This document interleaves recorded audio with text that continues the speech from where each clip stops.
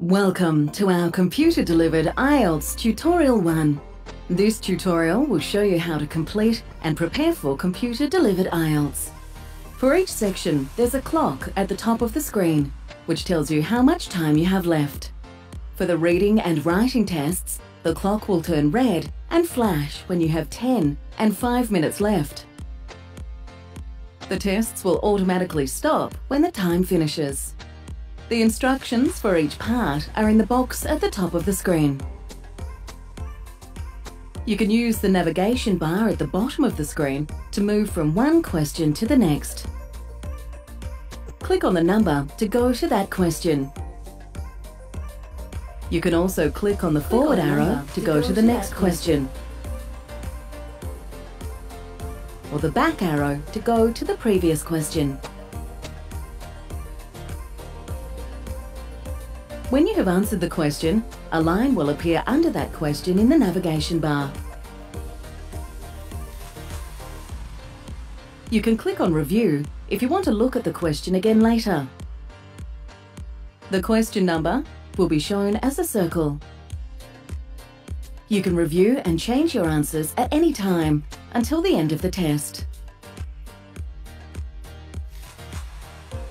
Click on the yellow arrow if you want to make the navigation bar smaller. You can use the scroll bar to see all the questions. In each of the tests, you can change the screen settings. To do this, click on the Settings tab at the top of the screen. You can change the size and color of the text.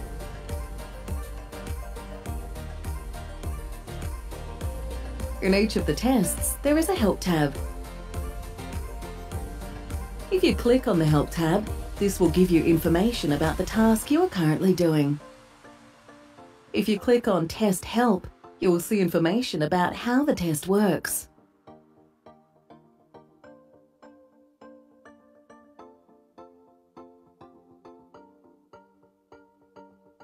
If you wish, you can also highlight sections of text. If you need to leave the test room for a few minutes, you can hide your screen by clicking on the Hide tab. When you return to the test room, click on the Resume Test button. That is the end of the introduction tutorial for computer-delivered IELTS. Check out the IDP IELTS YouTube channel for tutorial videos for listening, reading and writing.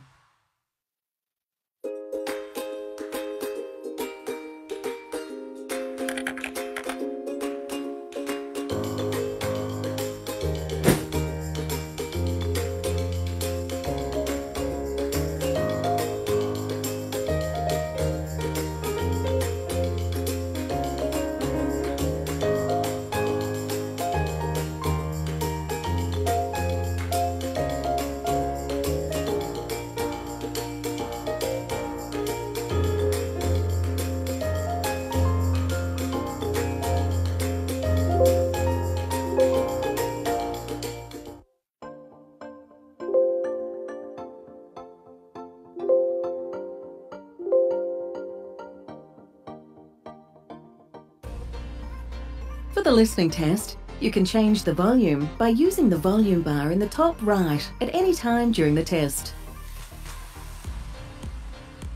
For each part of the listening test, you will hear the recording once only. Some parts of the test have more than one type of question. Each type of question has its own instructions. In the listening test, listen carefully for the part number and question numbers to make sure you are looking at the right screen. For some questions, you need to write your answer in the gap. For some questions, you need to choose which diagram label, A, B, C, etc., is correct for which item listed in the table. For each question, click on the correct space in the table. For some questions, you need to click on an answer and move it into the gap. If you want to change an answer, move another answer into the gap. If you want to leave the question unanswered, move the question back. And for some questions, you need to move an answer into a gap on a diagram. At the end of the listening test, you'll have 2 minutes to check all of your answers. The tests will automatically stop when the time finishes.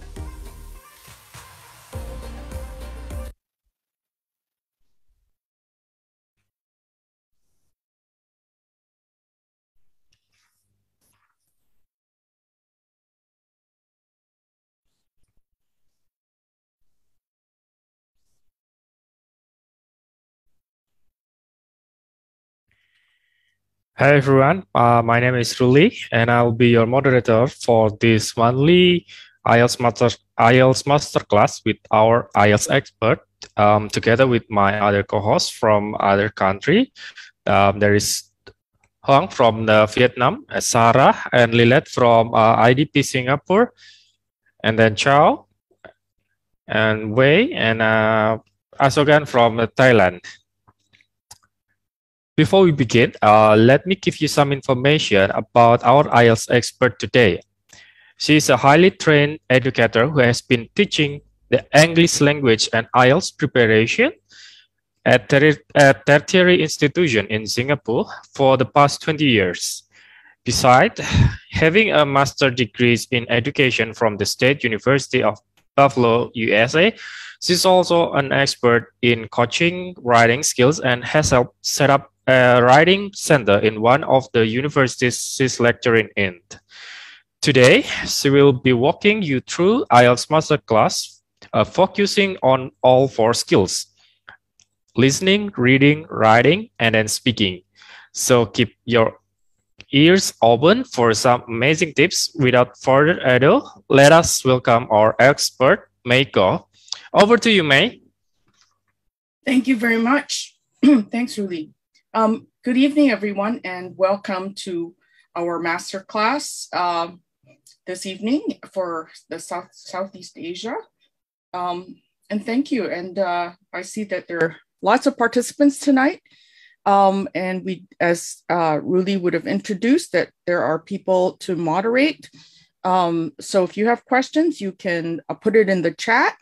And if there are any questions that you have that you would like to ask, it's probably, if you put it in the chat, they will let me know. And if I can answer it on the spot, I'll do that.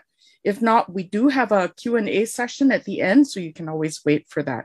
All right, so don't worry too much. If you have questions, we can discuss them later. So yes, I understand that there are lots of you from many different countries. So I'm very happy to see you here this evening, and you are probably all taking the test. There's a poll that you will see in front of you right now, and perhaps you can click on the polls and fill that in really quickly so that we can show that to everybody, just to get a feel for who is taking what kind of test and also what kind of band scores you're aiming for, and if you've taken the test before. Okay. Hi, Serena. Okay. All right. So here are the results that you should see on your screen right now. So the majority of you, 73%, have not taken this test before. So I hope you will get something valuable from this course. Chi, is that from Cambodia? Hello.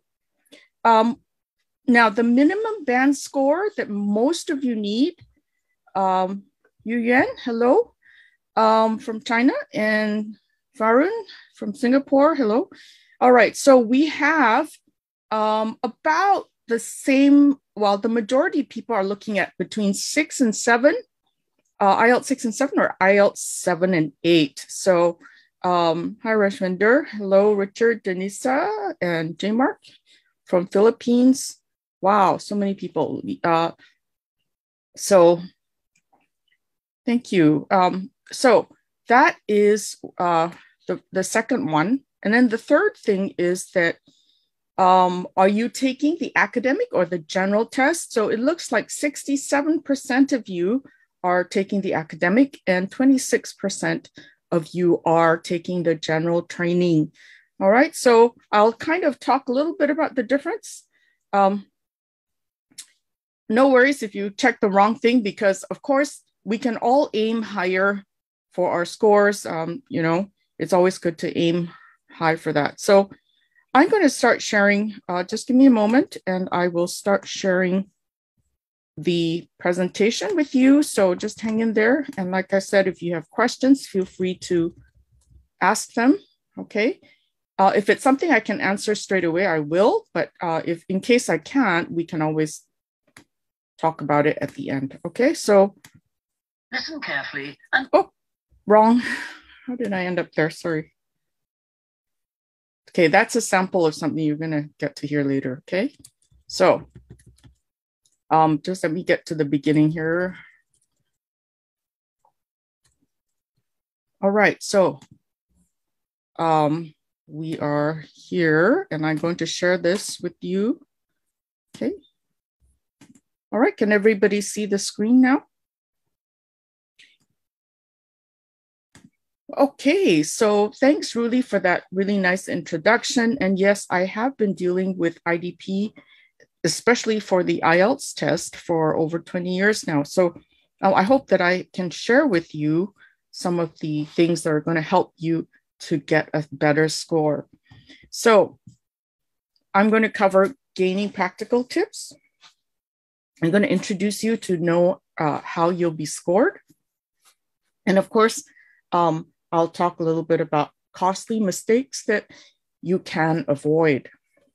Since, you know, we know a little bit about the common mistakes that people make, we'll share that with you so that you don't make the same mistake. Okay.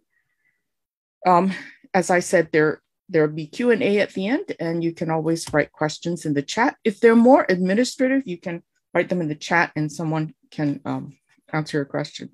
All right. So we've just done our live polling, but anyway, you also may have received this from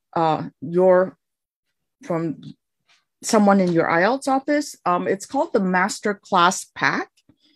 And I might refer from time to time to this.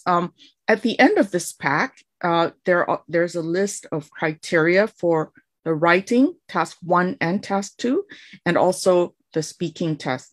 Okay, so the criteria is just a list of what they expect you to be able to do at a certain level. So you can always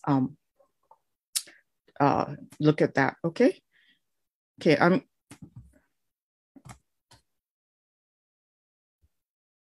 so some of the aims that you should try to do, of course, is basically improve your English every day. The IELTS test needs more than just you doing practice tests, right? The IELTS is a test of your language competency. So it's important that you're able to be comfortable with using English in all situations, right? So it's not something you can, as we say here in Singapore, mug something, right? Which is to kind of memorize a bunch of facts and then spit it out for the test. You can't do that for IELTS because, again, it focuses on your competency and your abilities, not on your knowledge of facts, okay? We'll look at how IELTS is assessed and highlight some of the language skills that the examiners are looking for. And of course, identifying common mistakes that you can avoid. Now, there are some of you in that survey seem to be undecided about whether you need to take the academic or the general training. So I will mention it right now, a little bit about what you need. So for example, find out first, why do you need this test? If you need this test for school or for entering a university, then definitely doing the academic version is the one that you need. Because the universities will not recognize a general training score as a prerequisite for entry to their university. Okay, usually not. They will often ask you to just take the academic test. Why? because the academic test parts do focus on things like essays, reports, and so on, which are things that you probably have to write when you go to university. So you need to take that version of the test. But if you are doing, for example, applying for migration to Australia, Canada, or the UK, or maybe other countries that require, a certain level of English, then they will usually require you to do the general training test. But you need to find out from the authorities that you're applying to what they require. Okay. And I think UK also has certain other options. Okay. So if you're not clear on this, just check with your administrator in your area, and they should, they'll be happy to explain that to you. Now, the structure of the test for both academic and general training are the same. So the timing, for example, for listening, they're both 30 minutes. Now, there is a difference here between the reading and writing. I mean, they're the same in terms of structure, the 60 minutes, 3 sections, 40 questions. And for the writing, 60 minutes and 2 tasks. But you'll notice here that they're split in the sense that for listening, whether you're general training or academic, you get the same questions, the same test. For reading and writing, however, the test is split into general training and academic because the kind of questions will be different. But the last one, the speaking, again, both academic and general training get the same questions. Okay, so for listening and speaking, there's no difference. The only difference is for reading and for writing. Okay, your total test time, and you need to accommodate for this, and this is quite important. You need to set aside the day to do your test. It's tough on you to kind of rush from other places or rush there or rush back. Make sure there's a total of 2 hours and 44 minutes. And for paper-based, there's about 10 minutes of transfer time for answers. Okay. Now, the other thing you want to decide, so once you've decided if you're going to do academic or general training, you need to decide if you want to do computer delivered or paper-based.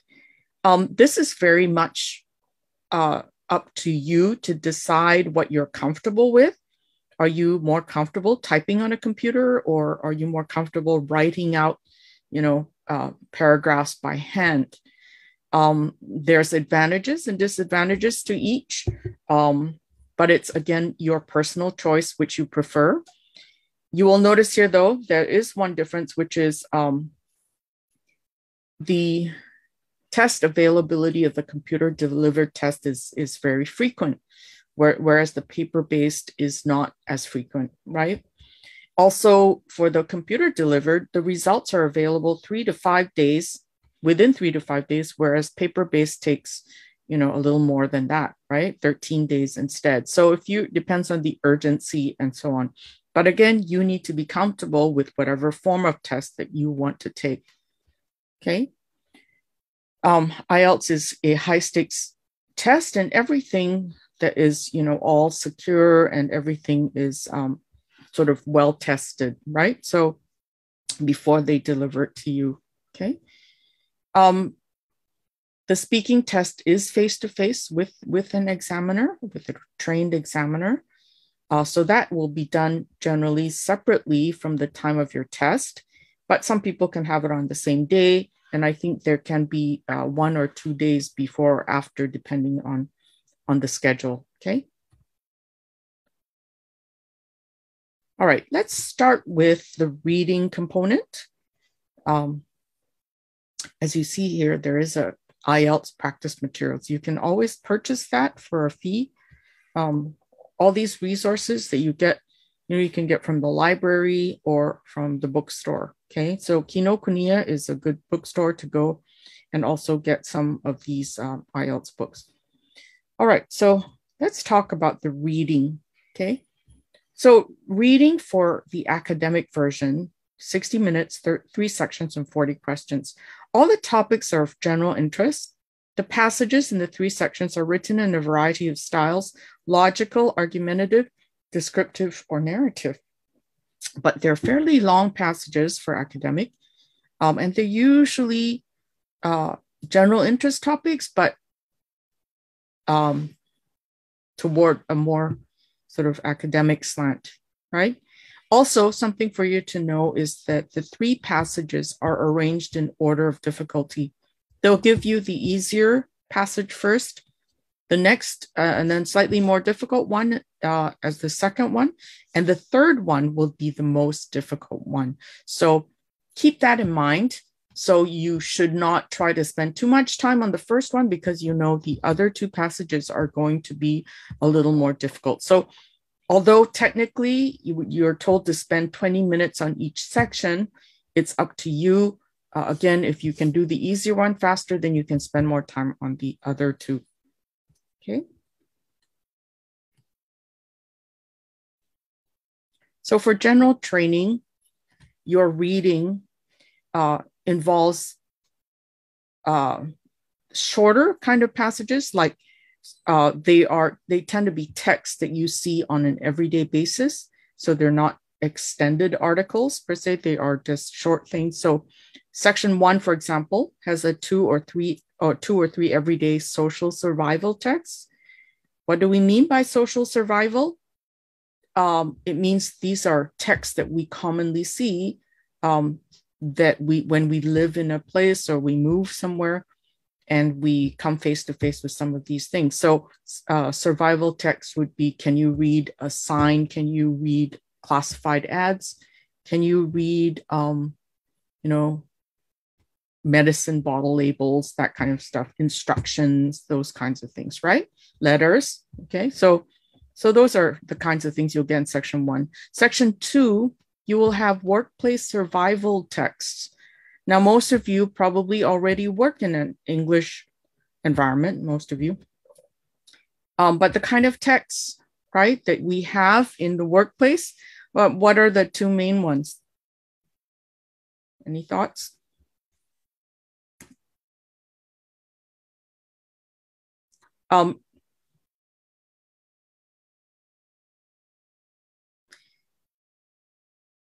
So, okay, someone's asked for specific books and stuff, but basically any bookstore online that you usually, buy from, you just type IELTS or IELTS books or IELTS practice or something. You will get a whole list of books that you can use. And of course, the better ones are the ones that would be produced by Cambridge.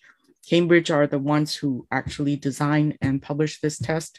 So those are the, more aligned the most, right? But there are lots of other good resources from other publishers. Okay, so that was an aside. I hope I answered that question. But 2 workplace survival texts are things like what? Mails, bulletins or notices, memos, things that you see in the workplace on a regular basis, right? Section 3 is a little more like the academic one. It is a long descriptive text in a general context, which means it is probably more like an article of some kind, like a nonfiction piece of writing. Okay, so that's your text for the general training people. So you can say it's slightly easier than the academic one, but that shouldn't be your reason to choose it. Your reason should be based on your need, like why you're doing this test, right? All right, so what are they testing in the reading skills section? Okay, like I said, they're not testing your knowledge of facts and things like that. It is testing for your reading skills, okay? So what kind of skills? We're talking about skimming, scanning, and reading for detail. So you might have heard this before in classes that you've taken, but this is usually how we approach reading, right? When we first read something, most good readers do not read every single word, right? They will look through the text and do what we call skimming, right? Skimming is running your eyes over the text and kind of recognizing key words and phrases so that you understand the main idea of what you're reading. Okay, so we often do that. Maybe when we're looking at our phone, we're looking at, news online, and we just want to know, what are the big events that have happened today or yesterday, and you just run your eye over and go, oh, okay, well, this happened, and oh, that happened in this country, etc. So we're just skimming. Now, if someone were to ask you, well, exactly what was in the article, maybe you can't recall everything, every detail, but you can sort of give a general idea of what the article is about. That's for skimming. Now, when you're doing the test, you're going to need to find certain words like keywords or things for the answer. And we do what we call scanning, right? We've all seen, like a photo, scanners before, and scanning is basically doing the skimming, but you're looking specifically for something, right? Kind of like a heat-seeking missile, if you will, right? Like you see the word and it's, okay, there, you zoom in on that and go, okay, that's my answer, right? So that's what we do when we're scanning. So we do scanning when we do things like look through an Excel spreadsheet and we're looking for, let's say, expenditures and stuff. And then, oh, how come this, let's look for amounts that don't fit. We look for names. So we scan through name list and we say, okay, who's invited to this? And then you ask the person's name and then you look it up. That's scanning, okay? And then the more detailed part of reading is something called reading for detail, right? You want to read now to have more information about that topic, so that you can tell people what's in it, right? Because you should understand what you're reading before you share any information with other people. Now, it says here passages contain between 2,200 words to 2,750 words. So they're quite lengthy. So it will take you some time to read it. For reading, just a comment, you have 20 minutes roughly per passage. But remember that you need to write the answers down. So that will cut into your 20-minute reading time. So you don't have a lot of time to do the reading, okay? So skim over once, make sure you kind of have an idea, and then scan for where you need to find the answers, right? All right, so we move on to this part called question types. The question types shown here are just sharing with you the kind of questions that you might see. Now, you notice that there's little asterisks here, the little stars here. According to the stars here, it says that questions in the same order as information in the text, which means the order is the same. So you just follow along with the reading and then you will move from answer to answer, okay? But this only applies for multiple choice, identifying, and short answer questions. Now let's look at multiple choice. So multiple choice is very common, right? Commonly used in tests, right? A, B, C, or D, which is it? Now, you will notice that, of course, multiple choice can be difficult or it can be easy. Sometimes you can easily eliminate the answers that are completely wrong, like are wrong. Sometimes you have two answers that are quite similar and you can't quite decide which one is the answer. Okay, so multiple choice, not the easiest, but these ones, identifying information or identifying writer's views, you should be able to find this out quickly. Information, so is it true, false, or not given? So basically, is that piece of information there or not? That's all you need to say, right? But you write it as T, F, or NG. Writer's views, again, the same thing. You look, are there views like this or not? And then you write it why, yes, no, or not given. You also have some questions called matching questions, information to a paragraph. It could be headings to a paragraph or certain features, and they ask you to match it to paragraphs, or sentence endings to a paragraph. Okay. Completion type questions. Okay. They might give you half a sentence and then you have to finish the rest of it by taking the answers from the text. Or they could give you a summary, a written summary with some blanks, and then you have to fill in the words. They might give you visual information like tables, flow charts, or even diagrams, and ask you to label certain parts or fill in answers where there's a blank, right? And then the last kind is what we call a short answer. Now, this short answer is different from maybe the other short answers you've done in school. Sorry. But basically, short answers in school, you have to write a whole paragraph or something. But short answer in IELTS is usually no more than 2 or 3 words. You have to read the instructions, to make sure that you understand how many words maximum can you put in your answer. Okay, because if you put more than what they allow you, let's say they said no more than 3 words, and you put 4 words, you will get 0 for that answer. Okay, so I think that's pretty important for you to remember. Okay, so let's try this out. Here's a reading component, reading section, based on the question, identifying the accuracy of information. Okay, so again, this one is the is it there or isn't it there kind of question. Okay, so I'm going to read this. So the question is, do the following statements agree with the information given in the passage? Your answers are only these 3 choices: true, false, or not given. But you have to follow the instructions whether you're allowed to write T, F, or NG. They will usually ask you to write some, just the first letters, but you read the instructions for that. So Aboriginal, so the first question, Aboriginal Australians are descended from the inhabitants of Africa. Ancestors of the Aborigines settled in Australia about 80,000 years ago. And the third one, Aboriginal Australians are the most genetically diverse race in the world. So you can always do that, read the questions first, okay? Then you go to the passage. And if you do a quick scan, what are the word phrases that stand out? Modern humans, Aboriginal Australians, migration, genomic analysis, genomics, study of a population's gene structure, migration, different conditions over many thousands of years, genetic diversity, Indigenous people. So it has something to do with Indigenous people of Australia, obviously talking something about history, historical, migration, etc. So let's read more carefully now. Modern humans ventured out of Africa some 80,000 years ago.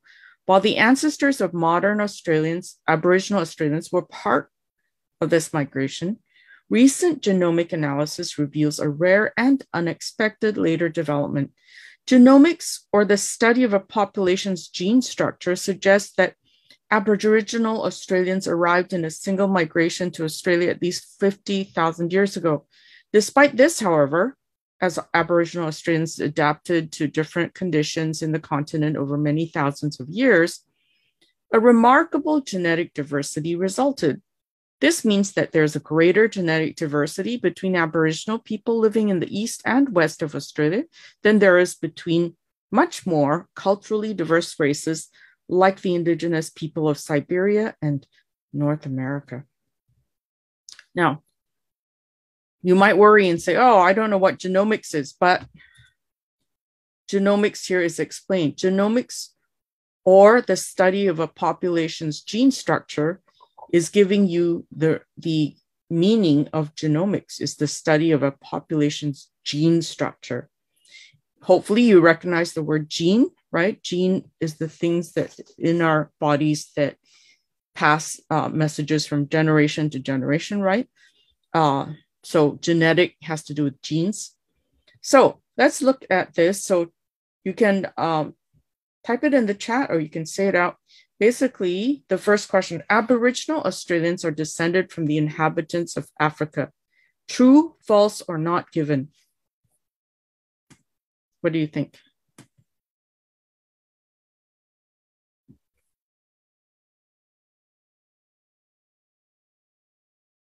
Basically, there's no trick to this, right? You have to read carefully. If you read carefully enough, you'll know the difference. So is number 1 true, false, or not given? Any thoughts from anyone? What is your answer? No volunteers? Okay, so the answer is, so I will just show it to you. It is in this sentence. You can find the answer in this sentence. Modern humans ventured out of Africa. So what does it mean? Ventured out of Africa means come out of Africa, right? And the ancestors of Aboriginal Australians were part of this migration. And migration just means leaving the place, right? So number one should be true. Okay. Now, number two, let's look at number two. Ancestors of the Aborigines settled in Australia about 80,000 years ago. So is it true, false, or not given? Any thoughts? Well, let's venture a guess. Ancestors of Aborigines settled in Australia about 80,000 years ago. Where you find the answer? So you scan and you go to Aboriginal Australians arrived in a single migration to Australia at least 50,000 years ago. So this answer is false. Okay, so you have to verify all the statements by rereading. Okay. Number three, Aboriginal Australians are the most genetically diverse race in the world. True, false, or not given?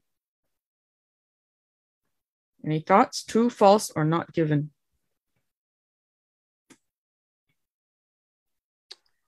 Hi, May. Majority of the answers from the chat box, not given. Sorry, not given. Okay, so thank you. Thanks. Thanks, Lilith. Okay, so the answer is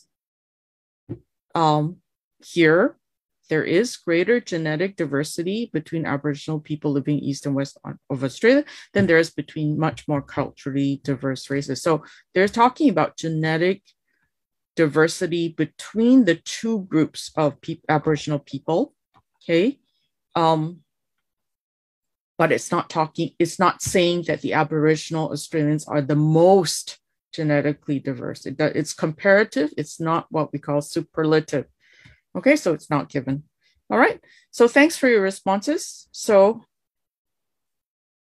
what should you look for? The key with reading is synonyms.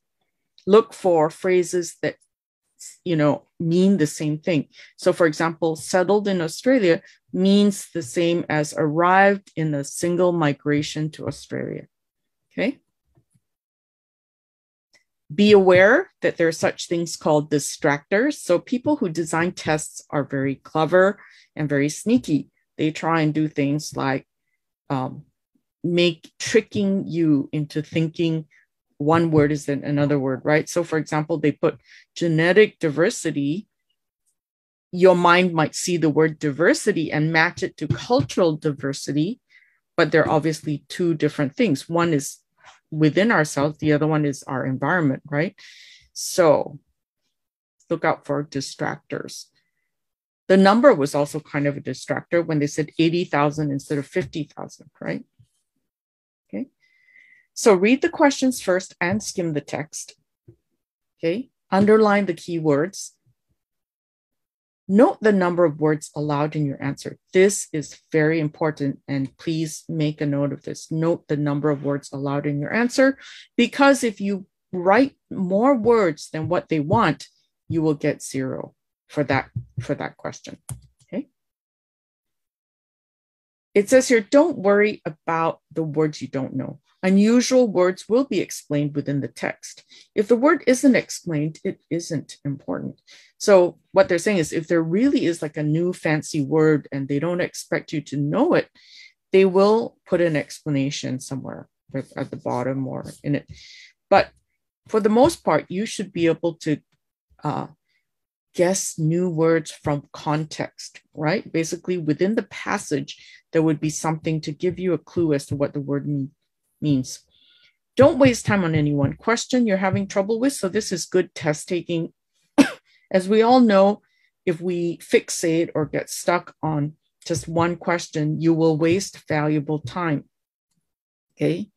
But do know that in some parts of the test, I don't think you can go backwards. It depends. If you're doing paper-based, I think you can sort of flip back and forth. 1 mark for each right answer. The good thing about IELTS, it is not punitive. They do not give you negative points, right? So if you, there's no penalty for wrong answers. You just get nothing for that question, right? So the other tests, they actually trip you up by kind of marking you negatively, and then they will pull you down by the score that you get. All right, are there any questions about the reading component? Okay. May? Yes, there's some. I think there are some participants who are confused on question number 2 and 3. Question number 2 and 3. Yes, wherein there's a statement about 50,000 years ago. Oh, okay. Let me go back to Yes. that. Just give me a second. Thanks. Okay, so which question? 2? Okay, so ancestors of the Aborigines settled in Australia about 80,000 years ago. So where is the sentence that is answered? No, wrong. Sorry, just give me this one. Aboriginal Australians arrived in a single migration to Australia at least 50,000 years ago. So that's the answer, 50,000, not 80. Right? Because you don't know. You could say technically, oh, they don't say if they came at least 50,000 years ago, they could have come 80,000 years ago. But the passage doesn't actually tell you that they came 80,000 years ago, right? Does that answer the question for that one? Okay, let's go back. So the previous one, okay, is it 1 and 2 they were asking questions about? Yes, I think, yeah, because they were confused with the word at least 50,000 and about 80,000. Yeah. Yes. But as I said, nowhere in there does it say 80,000 years, right? It, like, if you said that, oh, but it could be 80,000 years ago, but it doesn't say that, right? It could be because it says at least 50,000 years ago. We don't know for sure. But in this passage, it hasn't said that it was around 80,000 years ago. What happened 80,000 years ago is that modern humans ventured out of Africa. So it was taking something from paragraph 1 and trying to confuse you and giving you a question. So you may have thought that, oh, I saw 80,000 somewhere, and then you'll just kind of mark it as true. So this is a kind of distractor as well, is using something that is already in there, but it's not the correct answer, but they try and make you think it's the correct answer. Does that make sense? Yes, thank you, May. Yeah, thanks. All right.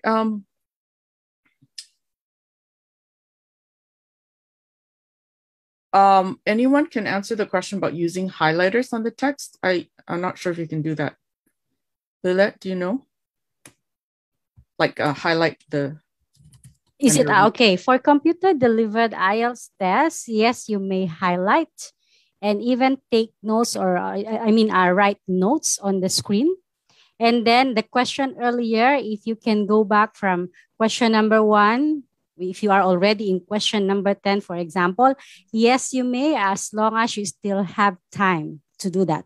So do note, you only have 60 minutes to answer the reading test, be it paper-based or computer-delivered.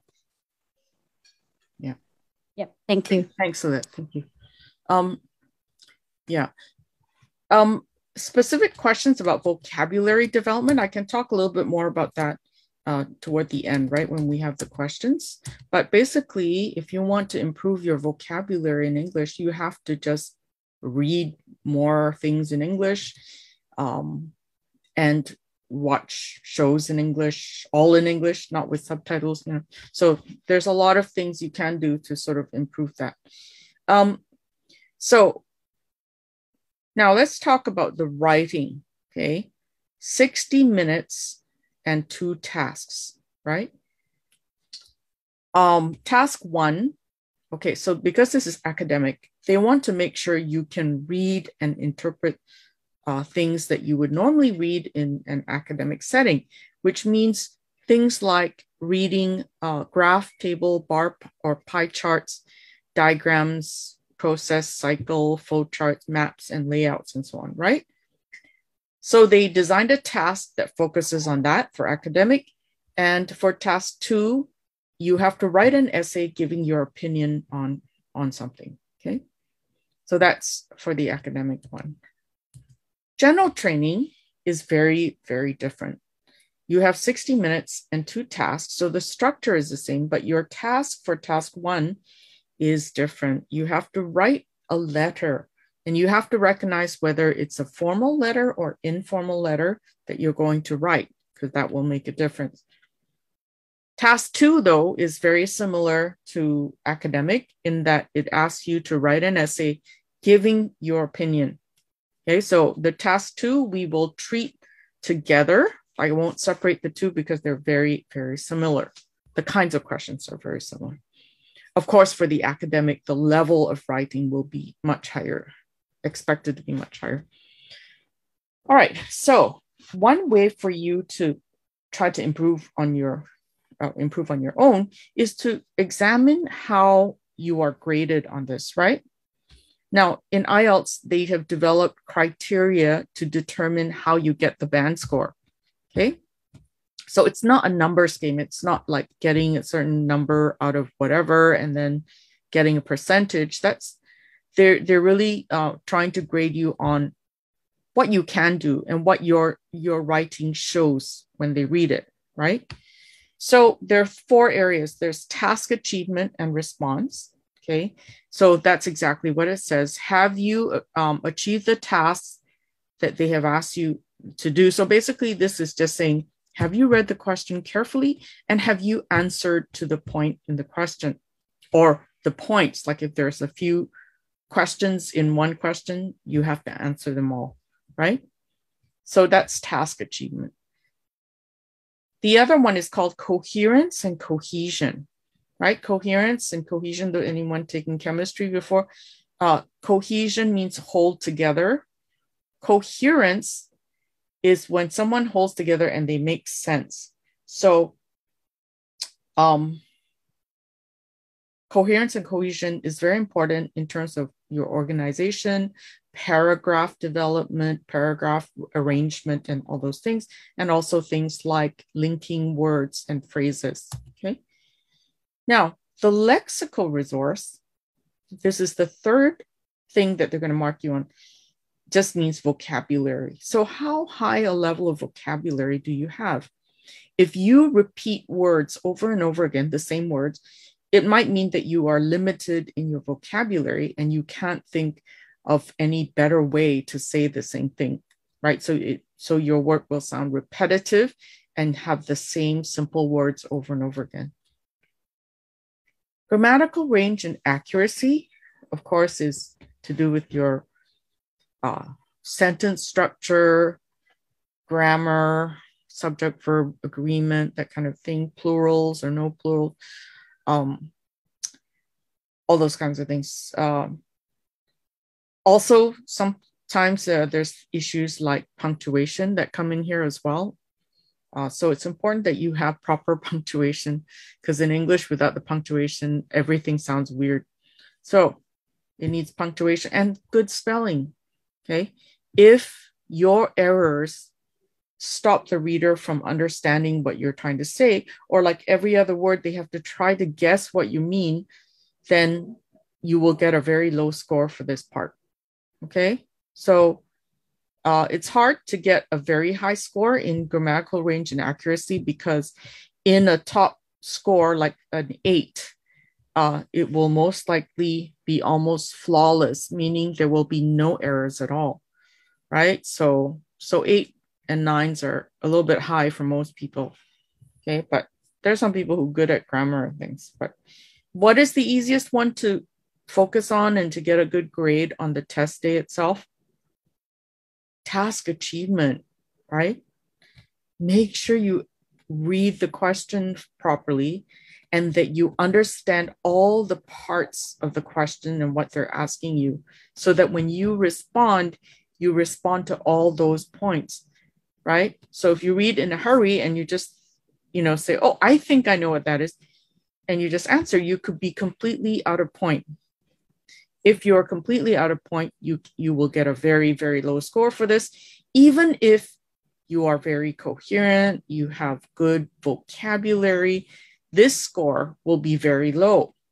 Now, just to let you know, it says 25% for each of these, meaning your score will be equally sort of divided among all these, which means you could have a high score on 2 areas, but if you're poor in the other two that are poor will bring your score down, right? So please make sure you understand that. Excuse me. So let's look at academic writing. About managing the time, you have to manage the time on your own, because for the written component, you are given the 60 minutes for both parts. But the trick is not to spend more than 20 minutes on the first task, because you need all the time you can get to do the essay that comes after that, okay?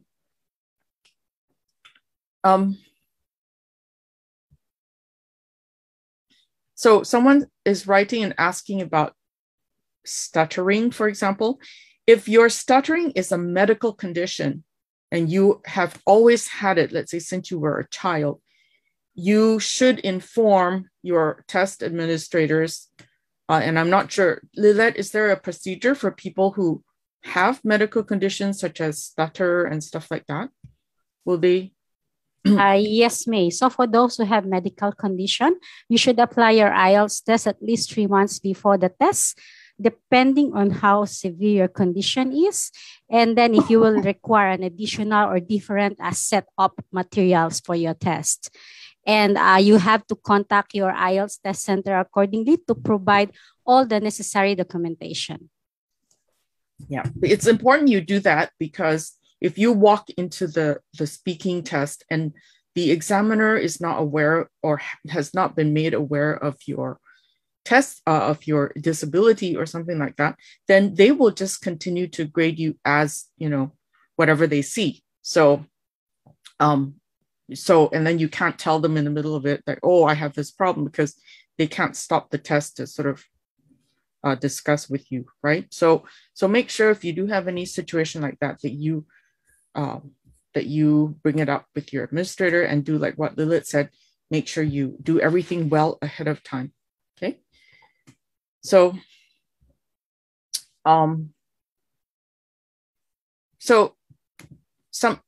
let's go on to right now. I'm just going to go ahead to the academic writing. So the academic task 1 is, you know, is something that you need to practice and train for, right? It's not something you can just waltz into the test and just think, oh, I'm going to do this. You know, I don't need to study this, right? At least familiarize yourself with the kind of questions. Excuse me. So basically, you are supposed to summarize in your own words information presented in a graph, table, chart, or a diagram, okay? And you basically have to put visuals into words. Okay, does that make sense? So it's not a difficult thing to do, but you have to pay attention to certain things. So write at least 150 words and you have 20 minutes. Now remember that, okay, you need to be very strict about this 150 words minimum. This is a minimum, not a maximum, right? You have to write at least this much. So when you practice at home or whatever, you need to time yourself.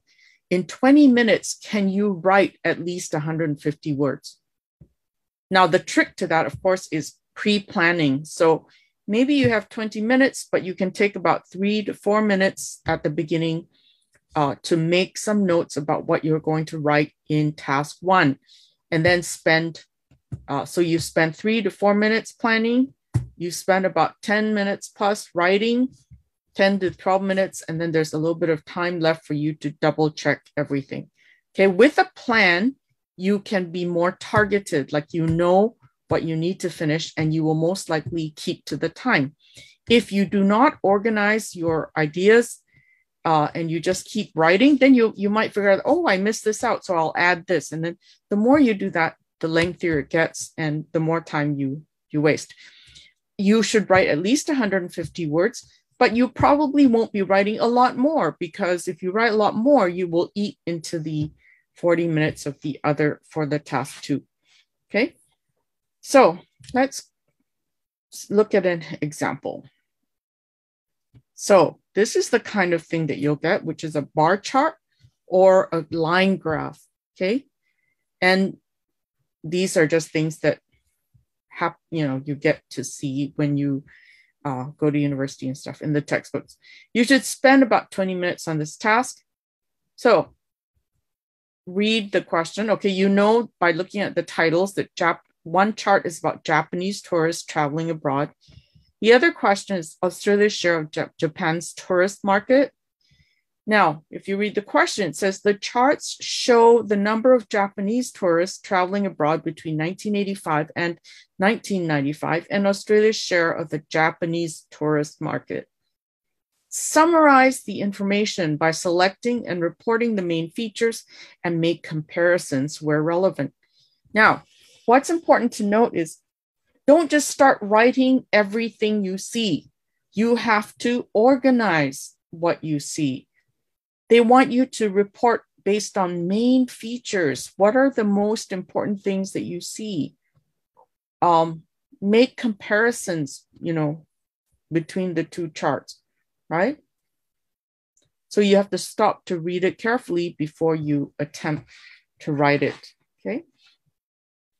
So something important for you to remember in IELTS, very much so, is do not copy these words in the prompt, what we call the prompt, or the question, as you might want to call it. If you copy word for word from here, the markers will deduct all the copied parts in your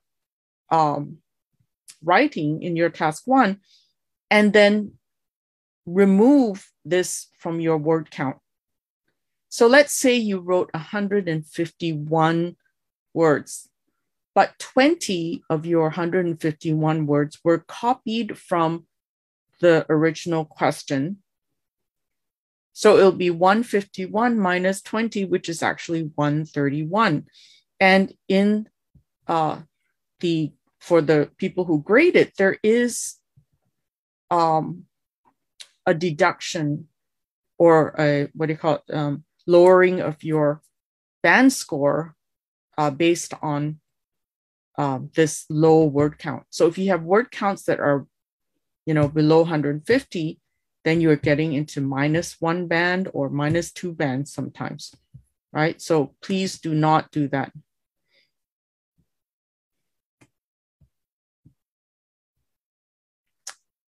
So, all right, let's look at this. Whoops, sorry. Look at the trends first, right? So what is the first thing you notice about both graphs that are similar? We notice that they are both increasing, right? From 1985 to 1995, there was an increase, okay, in both graphs. So one, though, is the number of people in millions, and the other one is percentage of people visiting Australia. And that's something you have to make a note of. What do the numbers represent? Does it represent money? Does it represent individuals? Does it represent percentages? You need to say which one it is every time you mention the number, because if you just put numbers by itself, people aren't going to know what you're talking about. So for example, it says number in millions. So we're not talking about 2 people, 4 people, 6 people. It's 2 million people, 4 million people, and 6 million people. Okay, so get the data correct or straight. So the main thing we notice is there's an upward trend across the 10 years. However, within the upward trend, there are some areas of difference. For example, there was a increase here from 87 to 1990, and then there was a drop in 1991. However, in this chart, there was the peak there in 89 and it dropped in 1990. So there's this kind of difference. And then when it dropped in 1990, it began to climb again, but gradually. So in this kind of questions, you want to use, like, especially over time, increasing gradually, decreasing gradually, increasing suddenly, or right, suddenly, maybe there's a spike here, or it could be increasing a lot, right? So let's see what kind of thing you can do. Write an introduction. So basically, for writing task 1, you need at least 3 paragraphs, right? 1 for an introduction, which talks about what, where, when. Do not copy from the question, right? Highlight key features with figures. So basically, what are the key things that you see in there? Highlight with figures means you have to write the numbers down. Without numbers, you get a very low score. Write an overview. Now, that's another important thing. So if we look at the chart here, what is the main thing, the overview? The overview, we can say, is that both charts seem to show an increase in the 10 years, right? Okay, if you don't do the overview, also, you will have a low score. So here's an example of an introduction. Excuse me. The chart and graph compare the number of Japanese who spent their holidays overseas from 1985 to 1995 with the proportion of them who visited Australia. Oh, sorry, I'll let you look back. So notice that this is not copied word for word from the question, but the person has rephrased it themselves, okay? This one, highlight key features with figures. So basically, this person has decided to have 1 paragraph describing the first graph and another paragraph describing the second graph. So this one is about the first graph. In 1985, only about 5 million Japanese traveled abroad, after which the number increased steadily. By 1990, the figure had more than doubled up to 11 million. So you need to say that. If you notice patterns within the numbers, like are they doubled or are they tripled, then you have to mention it. Apart from a slight drop the following year, the upward trend continued until the end of the period when the numbers reached over 15 million. Well, Australia was so this is the second graph, right? The line graph. While Australia was the destination for under 2% of Japanese tourists in 1985, this percentage had risen to over 6% by 1994. The proportion grew consistently apart from a slight fall in 1990, 4.5 to 4%. After reaching its 1994 peak, the percentage declined marginally to 6% in 1995. So you notice here that all the important numbers are in here, okay? What is the highest score for task achievement if you can get if you don't include figures to highlight the key features? The answer is that band 5.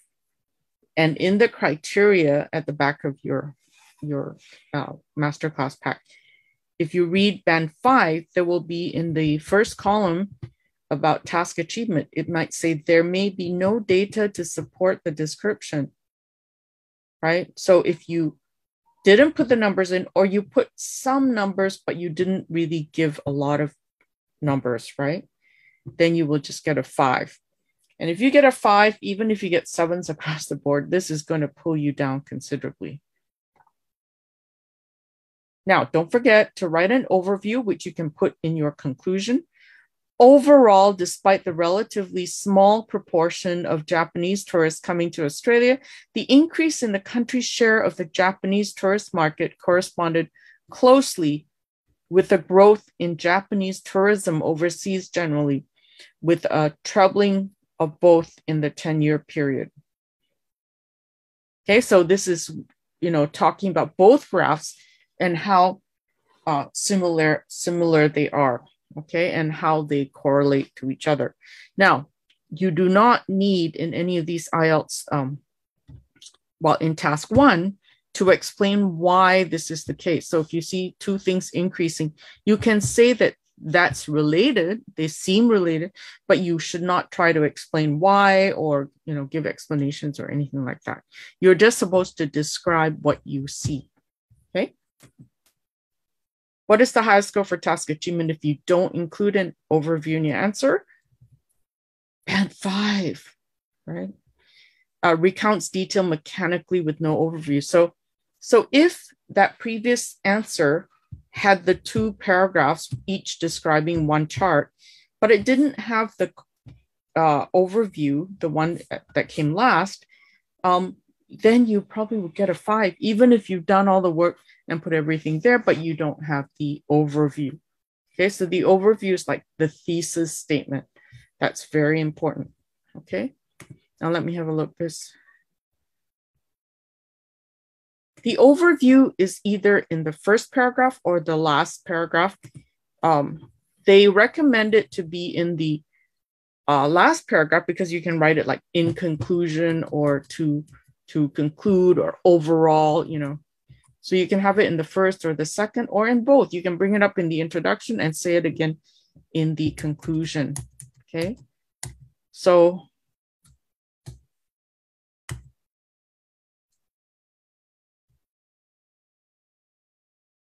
I don't know, someone is asking me to see this, but all right, so anyway, I'm going to move ahead here.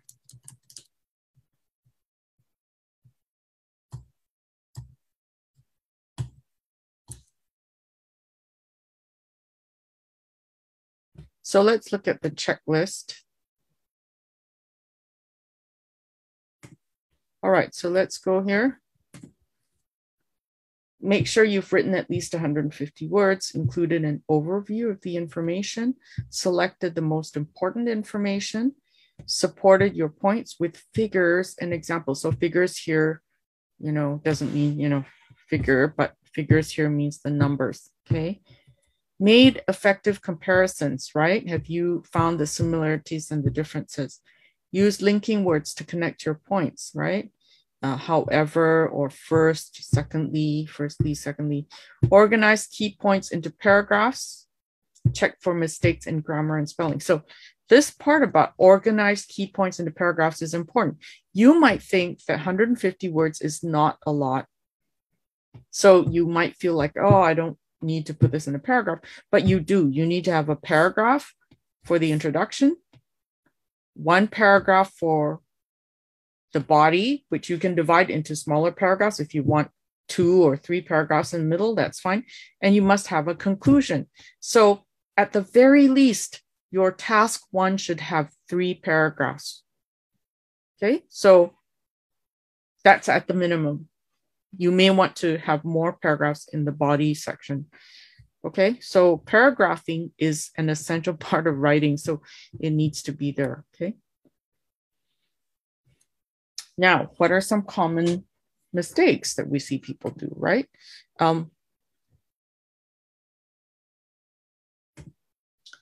Not supporting descriptions with figures, right? So a lot of people, they're so concentrating on, oh, I got to write the overview and I got to say what's going on. And then they forget to put in the numbers. But remember, if you don't put in the numbers, you're going to get a 5, a band 5 or less. Okay, so make sure you put that in. Some people make the mistake of trying to interpret the data like, oh, I think the tourists are like to go to Australia because they want to see the koala bears. I mean, that's not relevant, right? Because that's your interpretation. There's nothing in the graphs that say why people go to Australia. So do not speculate or anything like that. You are not required to bring in any other knowledge from outside except what you see in that graph, in the graphs, right? So you don't need to bring in new information. Some people do make the mistake of trying to describe every single detail. And that is the part where in the criteria, which says that, mechanically listing, okay, in the year 1980, this is the number. The year 1985 was this number. In the year 1990. So if you're doing that kind of repetitive sentence structure and also just giving all the details, that's considered like a band 5, that kind of thing. So try not to do that. Yes, I think I've said that before. Overviews can be written in the first paragraph, but it's good to kind of repeat it in the last paragraph so you can do it 2 times. Okay.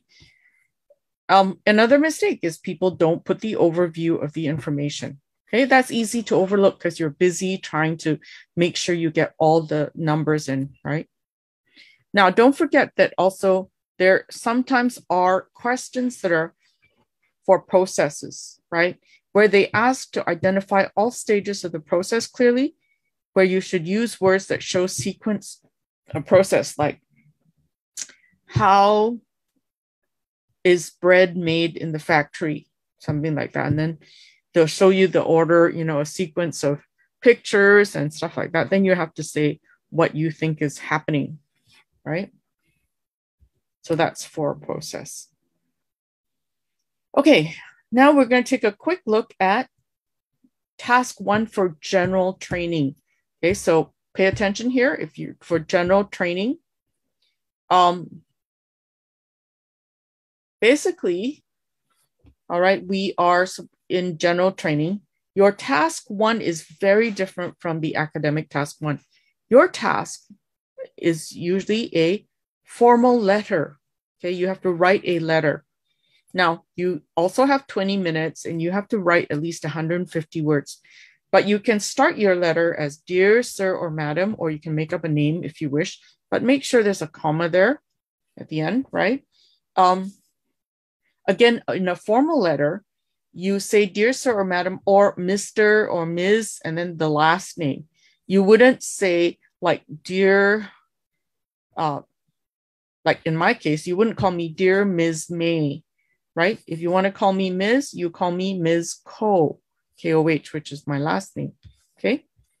And actually, I'm not sure where that use comes from, but I have heard a lot in Southeast Asia, the use of Ms. or Mr. with the person's first name.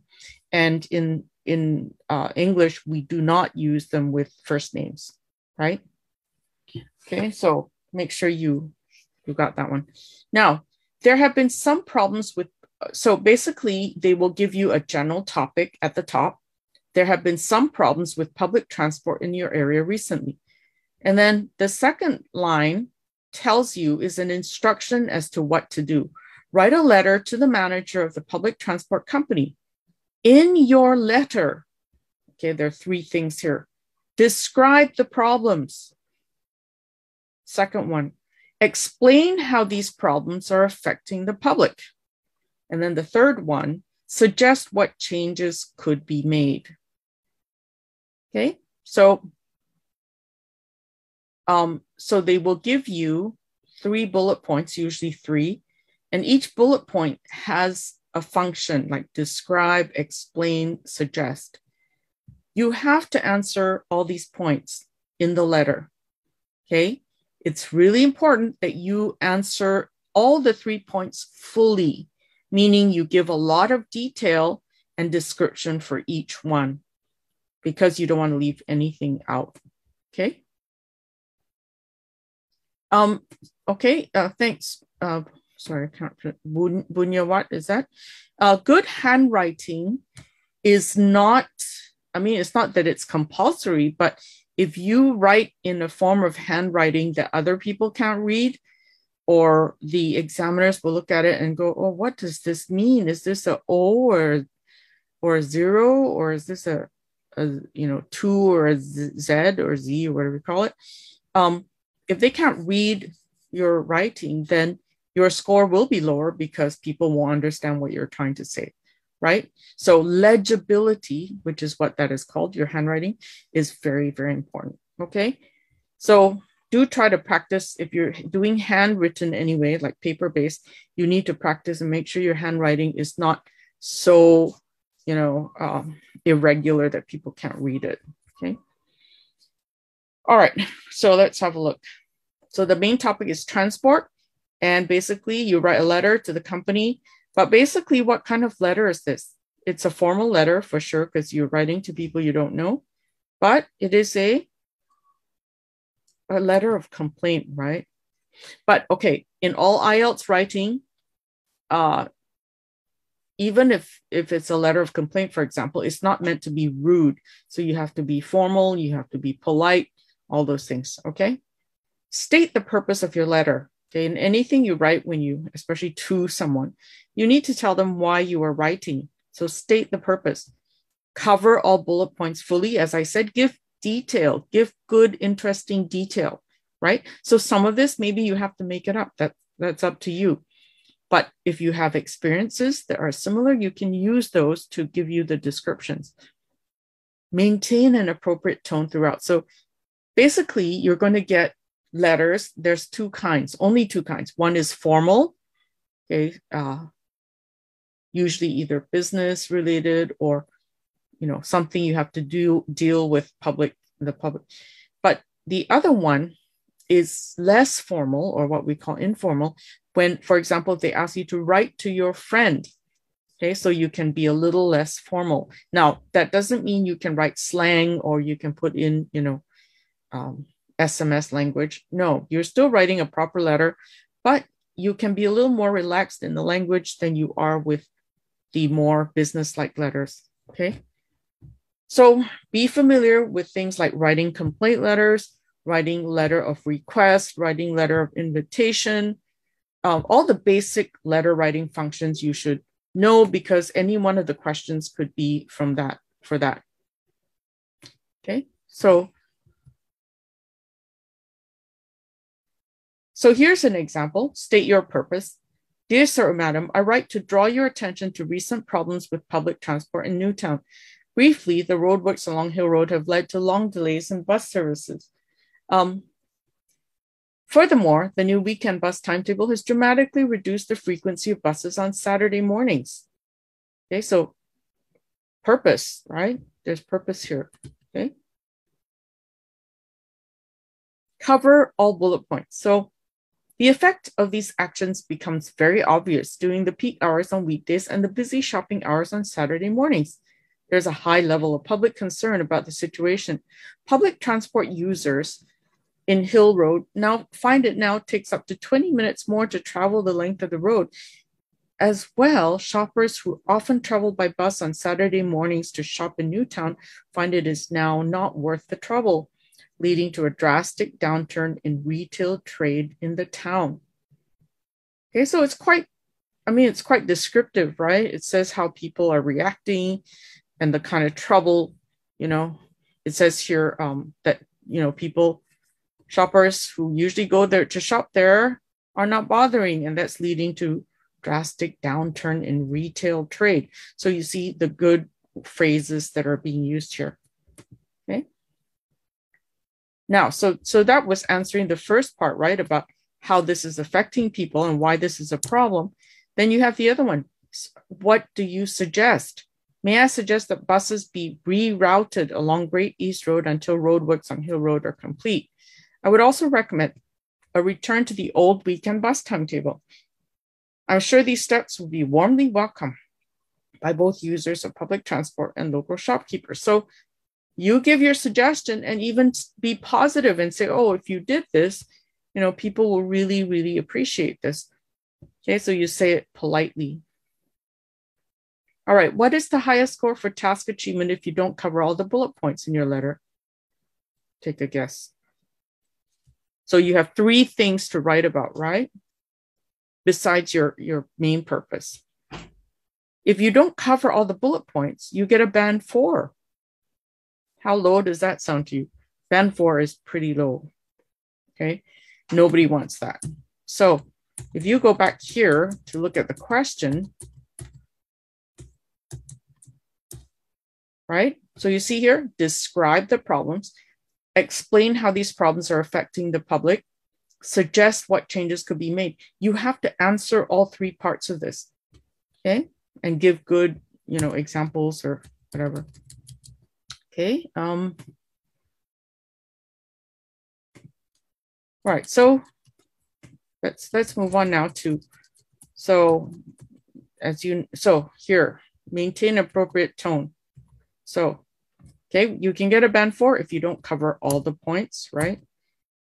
You also, in the letter, have to maintain an appropriate tone. Dear Sir or Madam, I write to draw your attention to, or furthermore, there is a high level of public concern about, right? Instead of just saying, oh, people are unhappy, right? That doesn't sound very nice. May I suggest, I would also recommend. So if you want people to take your suggestion, you have to say it very politely, right? And then you end with a closing, like yours faithfully, comma, don't forget the comma, and then your name, or you could make up the name. That's up to you, okay? You do not have to write your address and all that at the front. Just start dear, and then sir or madam, or Mr. or Mrs. somebody, okay? What is the highest score for task achievement if you don't maintain an appropriate tone? And 5, the tone may be variable. So sometimes people forget. They start out formal and then they kind of become more casual. Sometimes it becomes inappropriate, right? So if you're writing to your boss, a letter to your boss asking to give you leave or allow you to take leave, and you say it in a very casual way, maybe that's not the right kind of tone, okay? So what advice can we give you? Analyze the task to look for more than one element in any bullet point. Check for plural forms in the bullet points, then describe the problems. State the purpose of your letter in the first paragraph. Letters need paragraphs. Politely round off, for example, looking to the future, right? Also, write in a style that is suitable, formal or informal, and stay with the same thing, the whole style, the whole way. Avoid using the same words as those given in the instructions. So as I said, do not copy anything from the question. Start the letter as shown in the question, dear sir or madam or dear. Okay. Do not include your address at the start, so you don't need to do that. End the letter in the appropriate way. So yours faithfully, yours sincerely, those are very common ways. We do not use your best regards because best regards is generally used for emails, not for letters, okay? Although nowadays, you know, letters are sort of, what do you call it? Reserved for like very, very formal things. All right, so.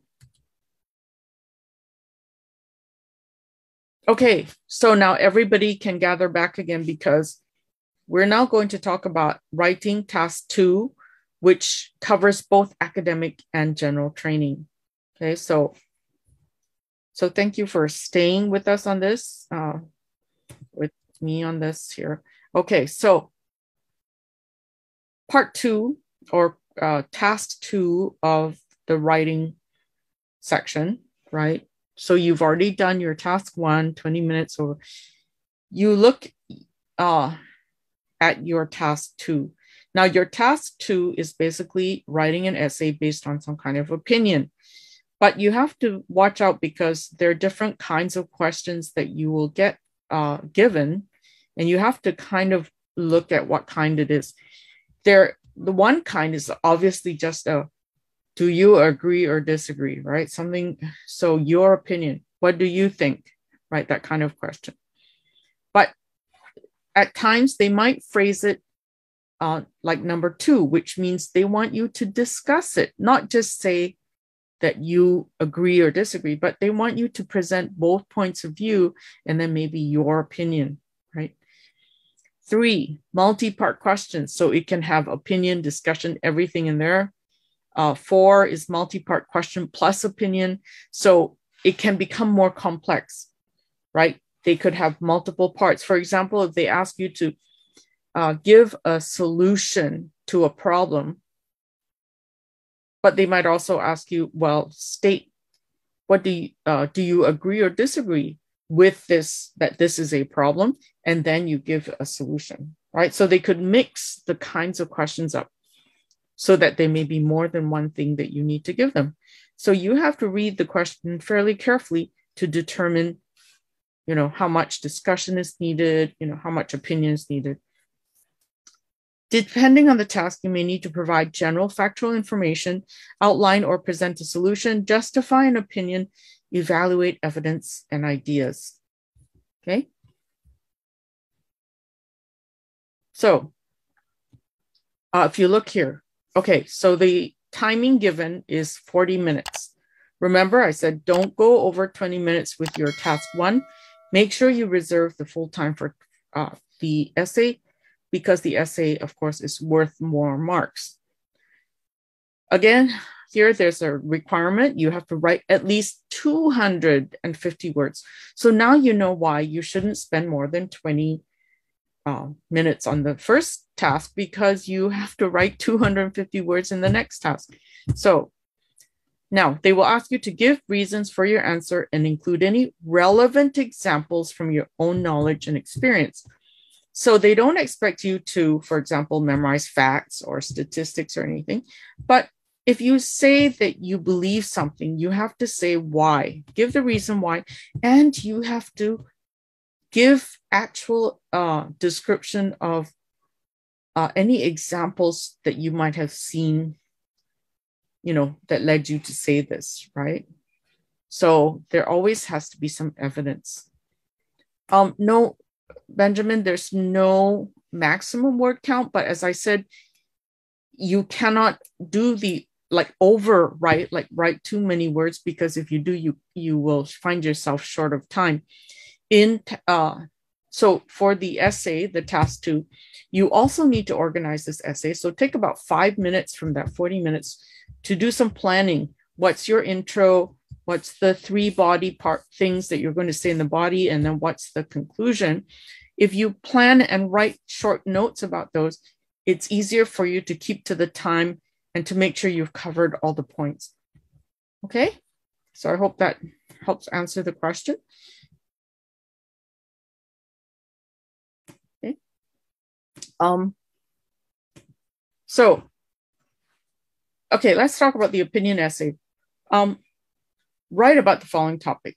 So what they often just start with a statement, okay, a debatable statement. So some people believe the increasing popularity of shopping as a leisure activity is a positive trend. Okay, so, okay, they make a statement. That statement, you can believe it or not or whatever. The next part, they will ask you something. To what extent do you agree or disagree with this opinion? So any thoughts about that? To what extent do you agree or disagree with this opinion? Notice that it's not just do you agree or disagree. It says to what extent. So you have to argue that you agree more and you agree more, so you disagree less, or how much do you disagree? So you have to state how much. Okay.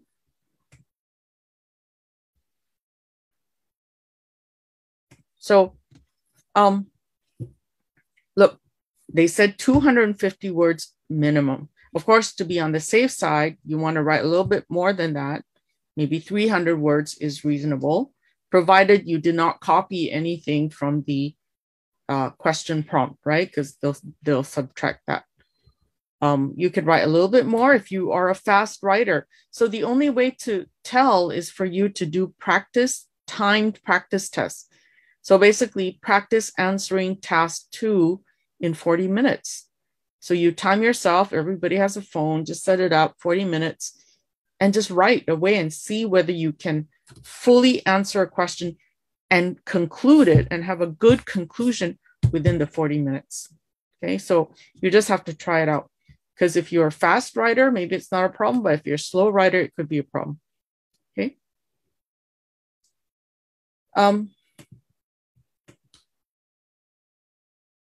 So someone asked if there's any break time. I'm not sure if are you talking about the exam or now? Not much. Okay, so I'm going to keep going here. So this is one kind, right? Discussion essay. Multi-part question essay, right? So let's look at this. So same thing, 40 minutes, at least 250 words. Give any examples about your experience. Write about the following topic. Shopping is becoming more and more popular as a leisure activity. However, some people feel that this has both positive and negative effects. Then the question is, why is shopping so popular? That's one question. What effects does its increase in popularity have on individuals and society? So tell me, how many questions are in this question? Can you see? So is there a break in the exam? I think it's different for paper-based. Is there a bit of a break between the reading and the writing thing? But I think in the computer-based, I don't think there is a formal break. I'm sorry, Mei. Yep. For both computer-delivered and paper-based IELTS test, there's no break. If you need to go to the toilet, then you need to use your own time. So that means when the, let's say, for example, the reading starts, then that's the only time you can go to the toilet. Same thing for computer-delivered. And for computer-delivered, it's only one person at a time. Okay. Thank you. Thanks for clarifying.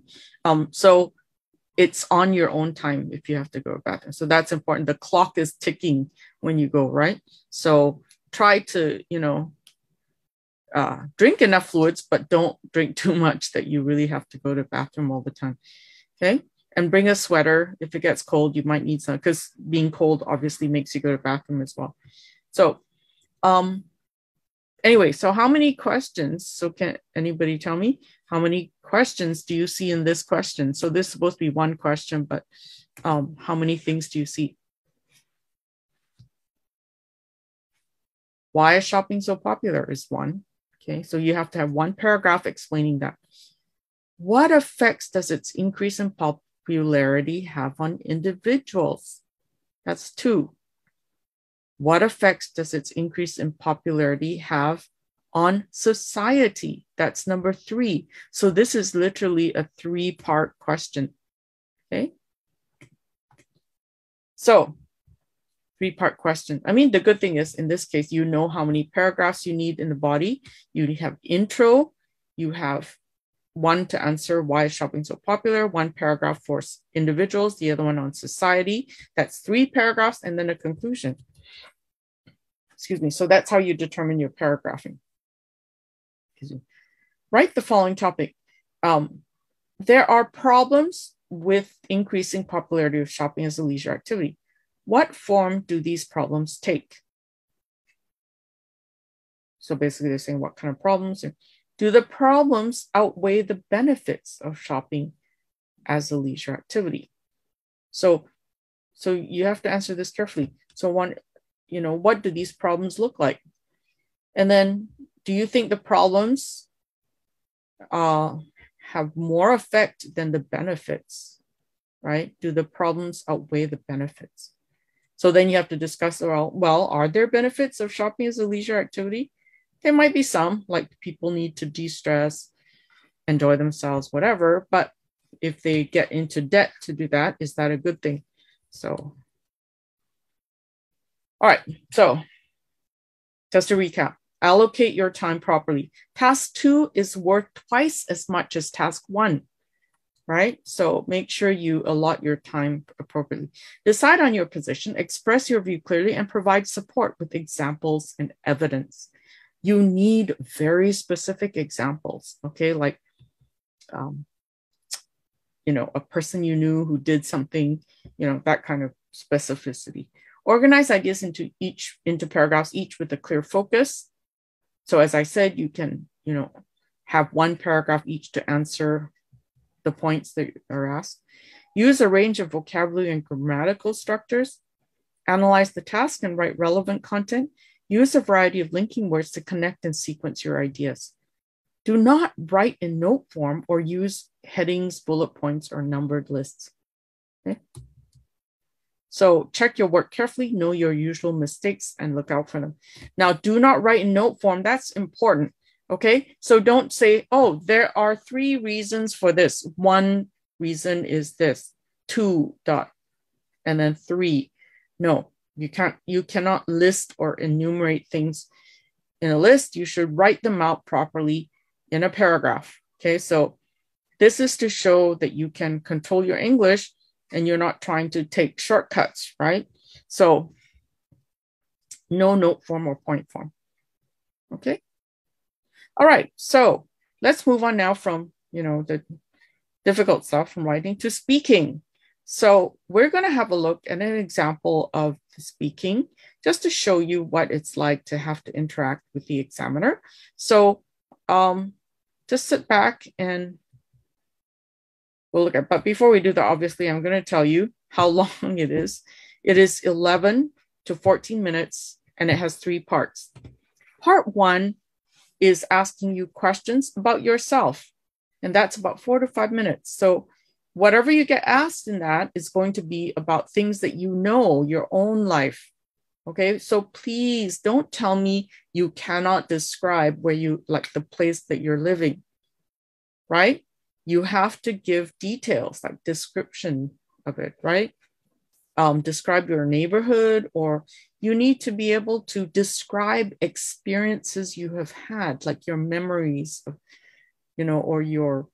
or things that you remember or that you used to do, right? So have images when you describe, because when you have an image, it's easier to be specific and to be descriptive. Part 2 is about talking about a topic for up to 2 minutes. Overall, together, there's 3 to 4 minutes. They'll give you a specific topic and you will be given 1 minute to prepare by, with a piece of paper and a pencil. And then after the minute is up, you have to talk for 2 minutes. You don't have to control the 2 minutes. The examiner will tell you when the 2 minutes is finished. But you have to talk about that topic and just keep talking. Now the topic card will have about 3 points as well.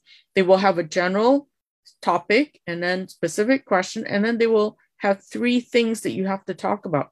You have to cover all 3 things. Okay, so that's really important.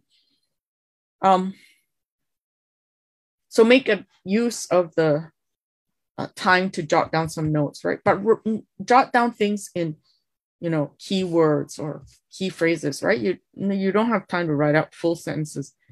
The third one then is a general discussion, but the topic is the same as whatever you got in part 2. Okay, so it's linked to part 2, but this discussion is really for you to show how good your speaking is by being able to hold a conversation with the examiner at a higher level, right? Be able to talk about that topic at a length of time, for a length of time, and to speak, to talk about it in a sophisticated way, right? And it should be a discussion, not question, answer. If you do a question, answer with the examiner, it will indicate to the examiner that you have limited resources in terms of vocabulary. You don't really have the comfort level with English to carry on a general discussion, okay? So how will you be scored? Let's have a look at this. No, your timing will be controlled by the examiner. So you have to trust your examiner. The examiner will tell you when to start speaking, and then they will tell you when to stop. But you should not stop anytime before the examiner tells you to stop. Okay? Thanks for that question, Benjamin. So does that answer your question? Basically, you keep talking. You should not have pauses anywhere, because long pauses might indicate you don't know how to say something. Okay, so fluency will be affected. Also, do not take a long time when you're given a question to think about the question, because if you sit there for a prolonged amount of time thinking, then the examiner might think you don't have a lot of vocabulary or something, right? So that's not good. You should be comfortable enough just to start talking, as soon as you hear what the topic is. All right, you're being scored on fluency and coherence, lexical resource, grammatical range and accuracy, and the one for special for speaking is pronunciation, right? Now, fluency and coherence is about how well you express yourself without pausing, right? How well can you talk and continue to talk without having to constantly stop and translate? if you're constantly translating in your head, like, oh, how do I say this? And then they can see you thinking like, how do I say this? Then you're going to not get a good score for fluency. Okay. Lexical resource is just vocabulary. Are you using good vocabulary? Are you repeating the same words over and over again? Grammatical range and accuracy, again, is how accurate you are with sentence structure, grammar, spelling, etc. Right? Okay. Pronunciation is kind of hard to fix for most people because, but generally, if people can understand what you're saying, don't worry too much about your pronunciation. If you speak too quickly, however, that could be a negative thing. So do not speak too fast. Do not speak too slow. Okay. If you find yourself sort of talking fast, try to slow yourself down, calm yourself, and have, give the listener time to absorb what you're saying, right? But if you go blah, blah, blah, and you keep going, the speaker will not have time to think. Okay, so it's a balance between being too slow and too fast. If you correct your grammar mistakes too often, then that will affect your fluency, right? If you stop every now and then correct it yourself, and then every sentence you're correcting yourself, that's not very helpful, okay? Yes, there's some level of formality, yes, in the speaking test. So you shouldn't take it as, oh, like, hi, buddy, you come in and talk to the examiner like that. No, you shouldn't be. So it is fairly formal.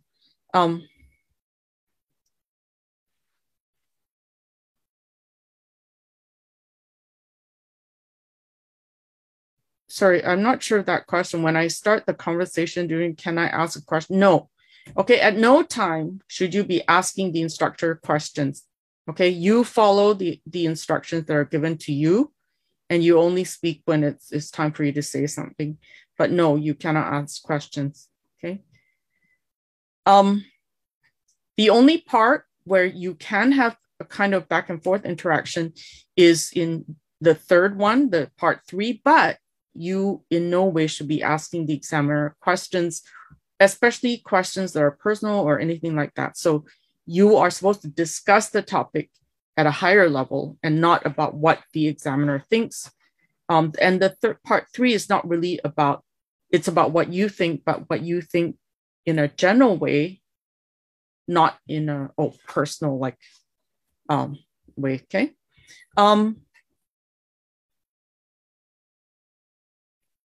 If you have stopped speaking for a long time before the examiner tells you to stop, then you're kind of limiting yourself, right? It means that you're not a very fluent speaker because you, right, that you're not really, you don't really have enough to say, right? So it's good for the 2-minute one that you practice. When you practice at home, time yourself and think about things to describe rather than just trying to answer the question. You know what I mean? You, like, if it's asking about something you used to do, then, think about back then what you used to and describe what happened. And that usually should cover the, full 2 minutes, right? You have to wear a mask at all times. Okay. I mean, I don't know. In Singapore, we do, because you should not put the examiner at risk, or anyone else in the facilities at risk by not wearing a mask. Wear a mask that fits well over your nose. Press it down at the top. If you're wearing the surgical mask, there's a piece of metal. The metal strip should go tightly over your nose. And I noticed that a lot of people don't do that. Do not remove your mask, okay? Yeah, try to keep everybody safe because, of course, we are in a situation where if you're in a confined room face to face, it's very easy to transmit the virus to each other. Okay, so all right, I'm going to play this example of a band 7. So I want you to listen carefully to why she is a band 7. If you'd like, you can turn to your masterclass pack at the speaking right to the back, page 25 or 26. There's actually some descriptors, and you go to the band 7, you can look and read along as you listen to her and just know, sort of try to guess why she's got 7. Okay, here we go. So we've been talking about a well-known person that you like or admire, and I'd like to discuss with you 1 or 2 more general questions related to this. Oh, sorry. Let's consider, first of all, being in the public eye. Yeah. What are some of the advantages and disadvantages of being famous? The advantages are that first, that you will get really rich, and the fame actually helps you because you don't have to pay for a lot of stuff. They will give you free dresses and free stays in the hotels, free meals, free everything. So actually you're saving money plus the money that you're earning. And the disadvantages are that being a public eye, you lose your privacy. You will always be in the eye of the paparazzi and people. And if someone recognizes you, they will take a picture of you, and that's the end of the relaxed evening. So I think that it will be a really big disadvantage. Do you think if a celebrity accepts those endorsements, do you think they lose their honesty? I don't think that they will lose their honesty, but maybe it will change them. They will have to accept the environment that they are living into right now. So if they get famous and they're not selling their soul to the devil, I don't think that they are that bad. I think that it's just human, and if they like it, well, better for them. Can you talk about how the media reports on famous people in your country? The reports of the media in my country, they are like half and half, have serious news and have entertainment. So the reports are often, but not that often. They don't have like big news if Shakira gets married or not. It's like a small news, but it gets bigger with the people, not with the media, because people start talking about the news, not the media makes it big. Do you think more time should be spent on current events and political news? I think so, but I think that we also need a rest from the serious stuff, and we also need entertainment. So it will be a balance, because only bad news is not good for anybody. So I think that half and half it will be better. Why do ordinary people find the lives of celebrities so interesting? I think because if they see somebody that's successful and rich failed or getting dumped or in jail, I think that we feel better about ourselves, because we think, okay, we might not be rich, but we are better than them. So I think that's why we like it so much, to see that kind of news. So you think most people want to see that celebrity fail?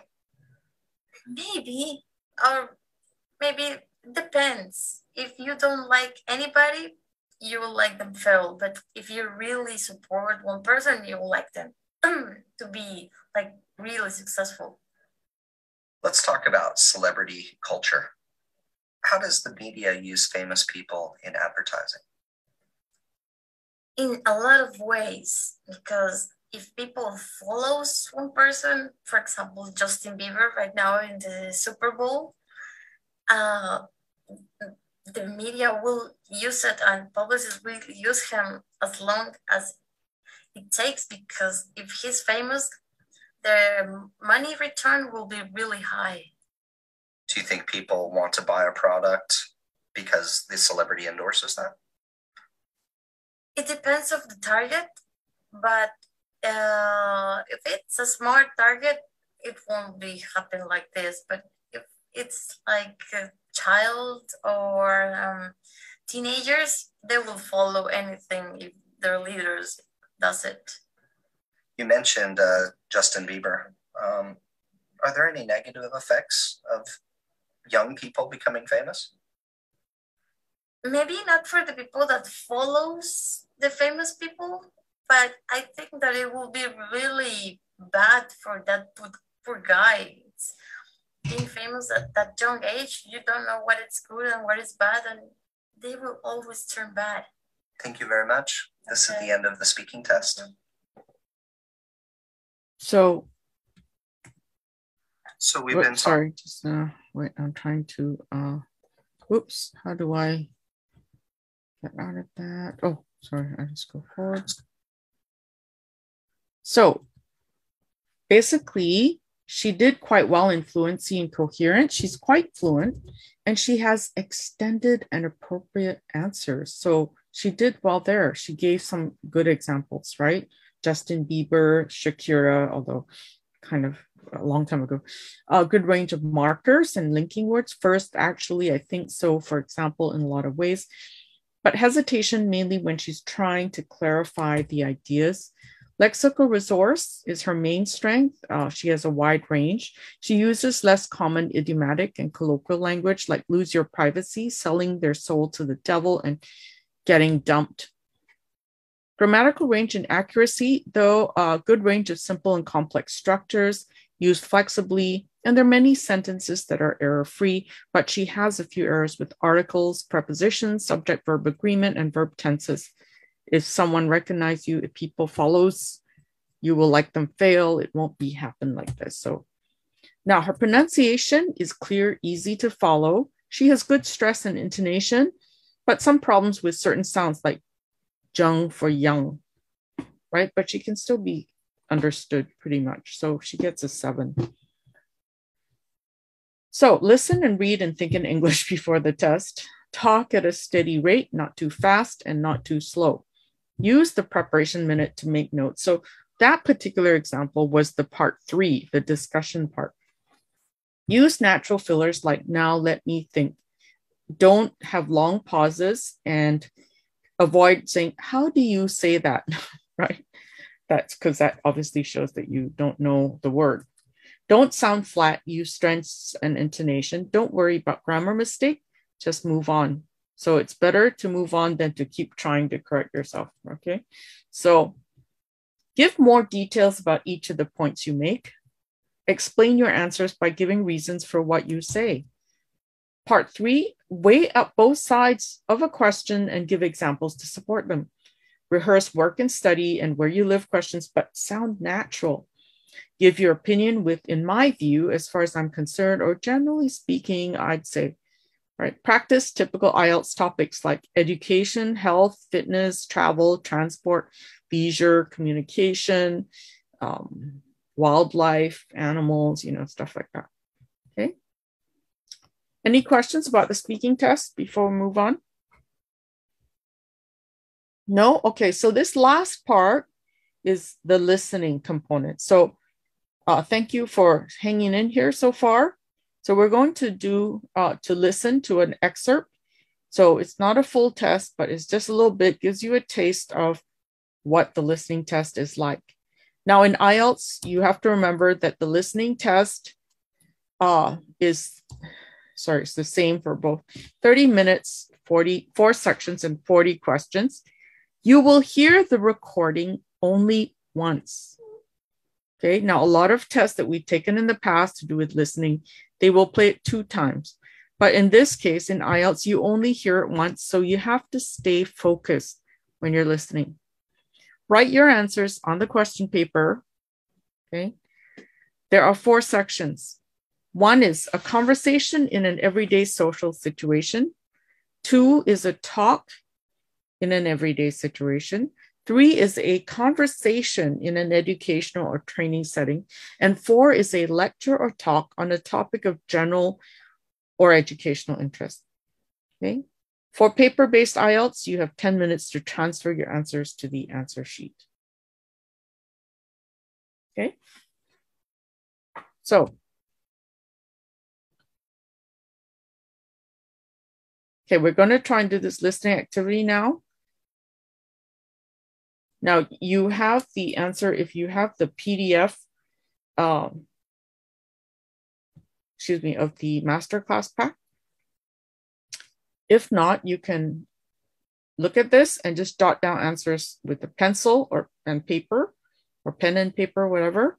Okay, so are we ready? I'm just going to play it right now. Okay, so just listen for numbers 1 to 8. Now we shall begin. You should answer the questions as you listen, because you will not hear the recording a second time. Listen carefully and answer questions 1 to 4. Hello, Theatre Royal Plymouth? Oh, hello. I'd like to make a booking, please. Yes. What is it you want to see? The Imposter.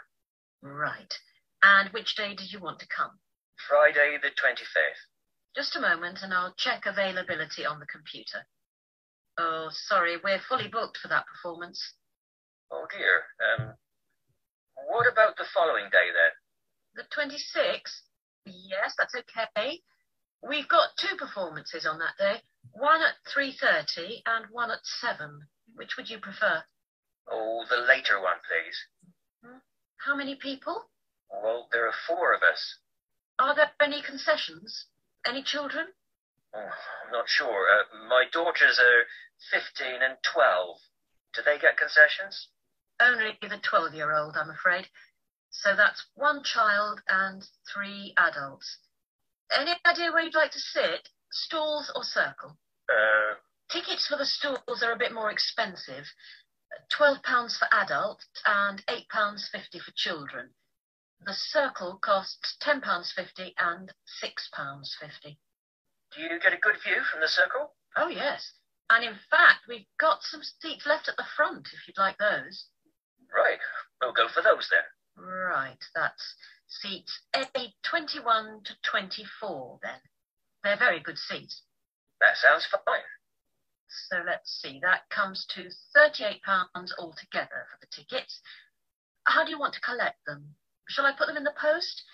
They'd be sent today by first-class mail, and there'd be an additional charge of £1 to cover postage and administration. Or do you want to get them from the box office yourself? Oh, yes. Could you send them, please? No problem.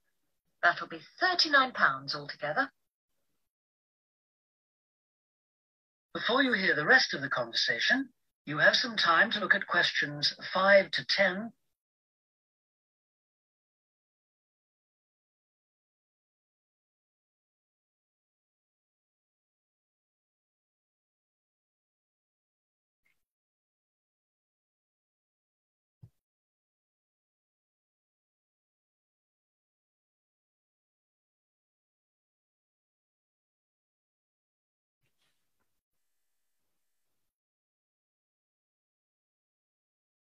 Now listen and answer questions 5 to 10. Could I just take your card details?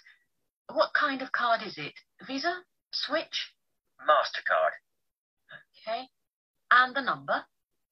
It's 3290 5876 4401 2899. 2899. Okay. And the name on the card, please. It's Mr. J. Whitten. WHITTON. N for never or M for mother? N for never. Thank you. And now I've nearly finished, but I just need your address and postcode. Yes, it's 42 South Street. Okay. Is that Plymouth? London. And the postcode? It's SW2 5GE. That's fine then. The ticket should be with you tomorrow. Is there anything else I can do for you? Yes, I was wondering if I could get regular information about what's on. Certainly. I can just add your name to our mailing list. Would that be okay? That would be very good. Yes, please. Oh, and there is something else, sorry. One of our group is hard of hearing, and I've heard that you can supply special headphones. That's right. As long as you tell us in advance, we can always do that. I'll book those for you now, and you can just collect them from the box office before the show. Thanks very much for your help. No problem. Thank you for calling. Thank you. Bye. That is the end of section 1. Okay. So now we shall begin. You should answer the questions as you listen. So this is the answer. Date, the 26th, time 7, written 3 different ways.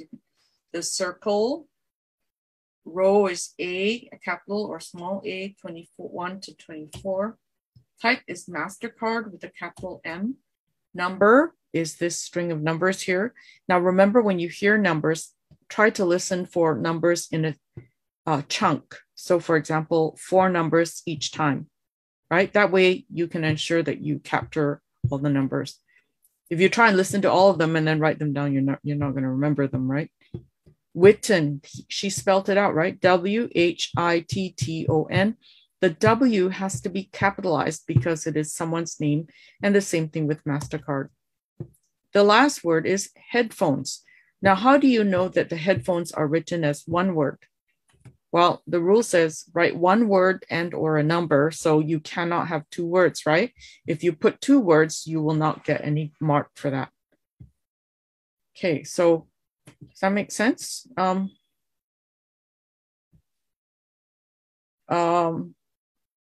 So generally, yes, it should follow, they should follow the order of what you're listening to, right? Okay.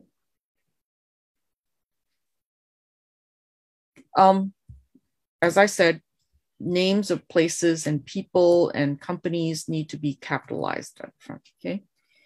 Use your time to read the questions and see the topics. Underline keywords to help you focus on the questions. Think of synonyms to help you predict likely content. Questions follow the recording order. So, okay, so I think that should answer somebody's question just now about the questions in the recording order. So it says keep going. So what that means is you should be very focused on what the person is saying and what they're going to say next. Do not go back. If at any time you miss something, just keep going, follow, because what happens if you stop and try to correct something, you have lost the trail of the speaking that's happening in front of you, and trying to catch up would be very, very difficult. So do not get distracted by something in the past or something outside, okay?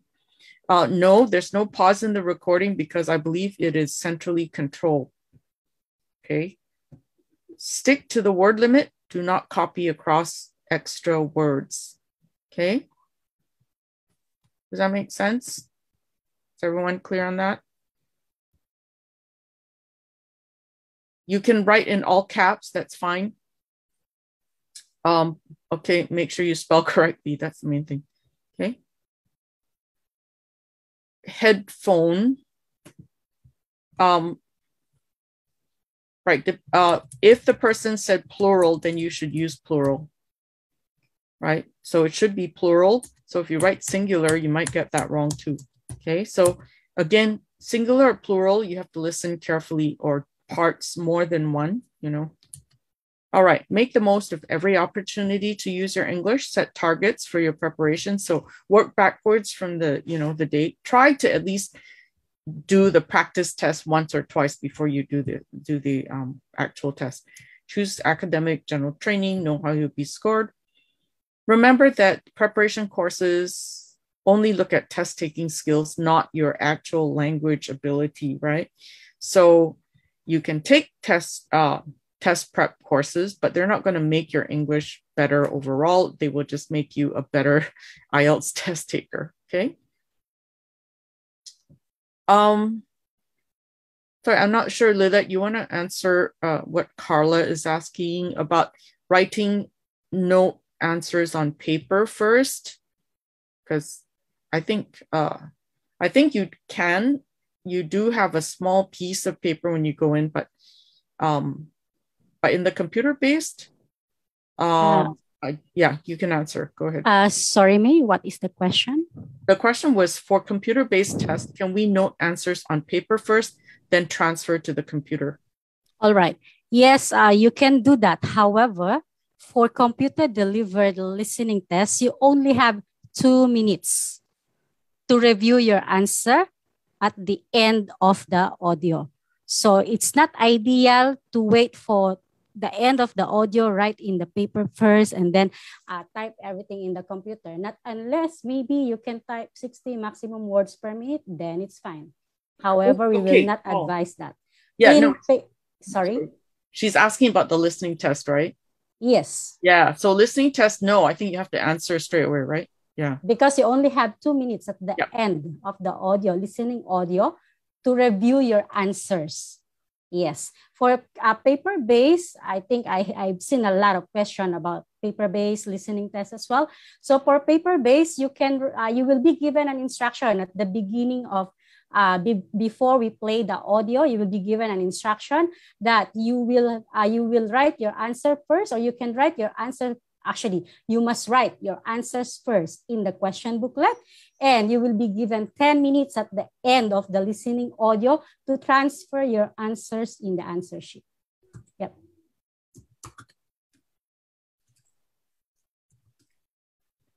Thanks, Lynette. Thanks for the clarification. Yes, definitely. No, you cannot do that because, yeah, on the computer-based listening, you just have to keep up with the listening, right? So you don't have time to stop and copy things down or whatever it is, right? Okay.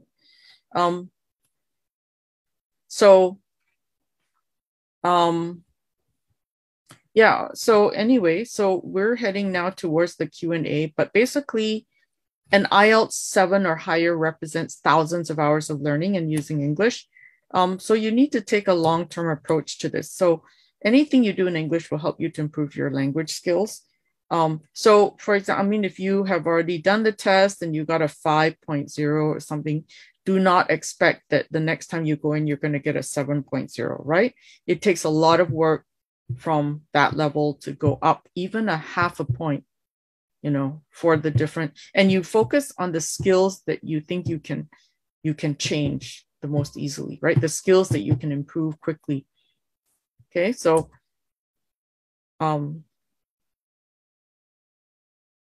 so here are some resources that you can use and you can go to, but there are many things online as well. Of course, the more official type items you will find, you know, published by Cambridge University Press. Okay, and this is an official practice test online, which apparently you can pay for. So you can go to this website and you can, you know, purchase this online practice test. Okay.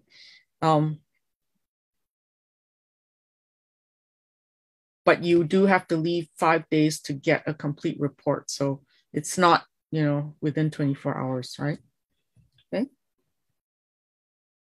All right. So we get to this point. So we're going to end soon, but now it's time for questions. So, you know, I thank you so much for those of you who have been asking questions, you know, but those of you who may have been waiting for the question time. So please feel free to unmute yourself and ask a question. Okay. So you can do that right now. Anyone who wants to ask a question. There are some in the, what do you call it, in the chat.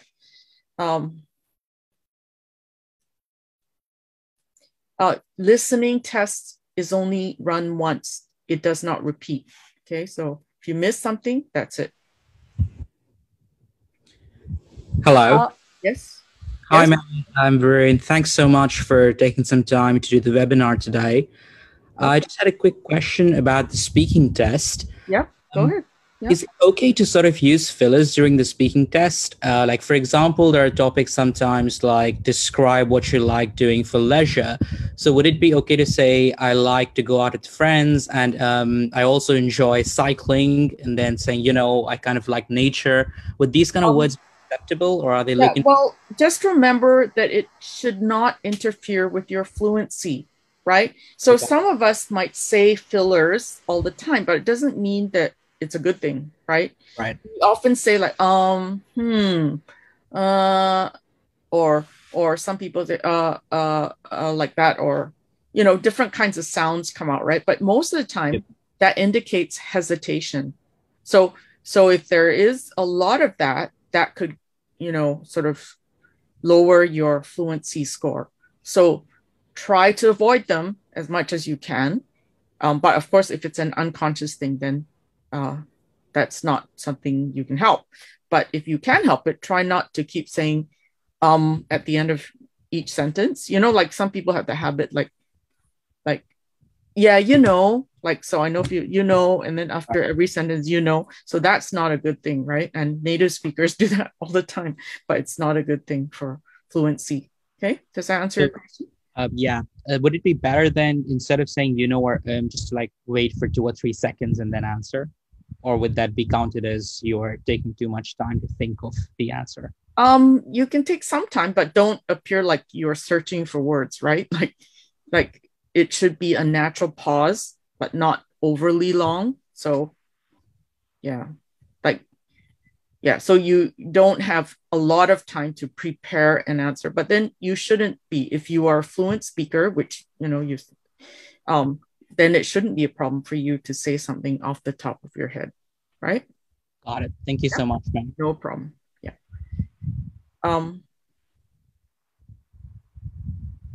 So, spelling of names of companies, this first letter must be a capital for sure. Yeah. So would anyone else have questions? Thanks, Varun, for your question. I think everyone's kind of questioned out. Thai, T-I, sorry. Yeah. Can you hear me? Oh, hi. Yes, I have a question about the speaking test part 3. That in case that the examiner asks some about a topic or a question that we have totally don't have any knowledge or experience to answer the question. So what we gonna do in that situation? Oh, you just have to do your best, because you cannot request a different topic. You have no choice. Basically, you just have to talk about it. Try to find, you know, as many things sort of related to that as you can. So it's important when in your preparation that you be widely read and knowledgeable about different common topics, right? So you should not sort of go, oh, I don't know anything about sports, right?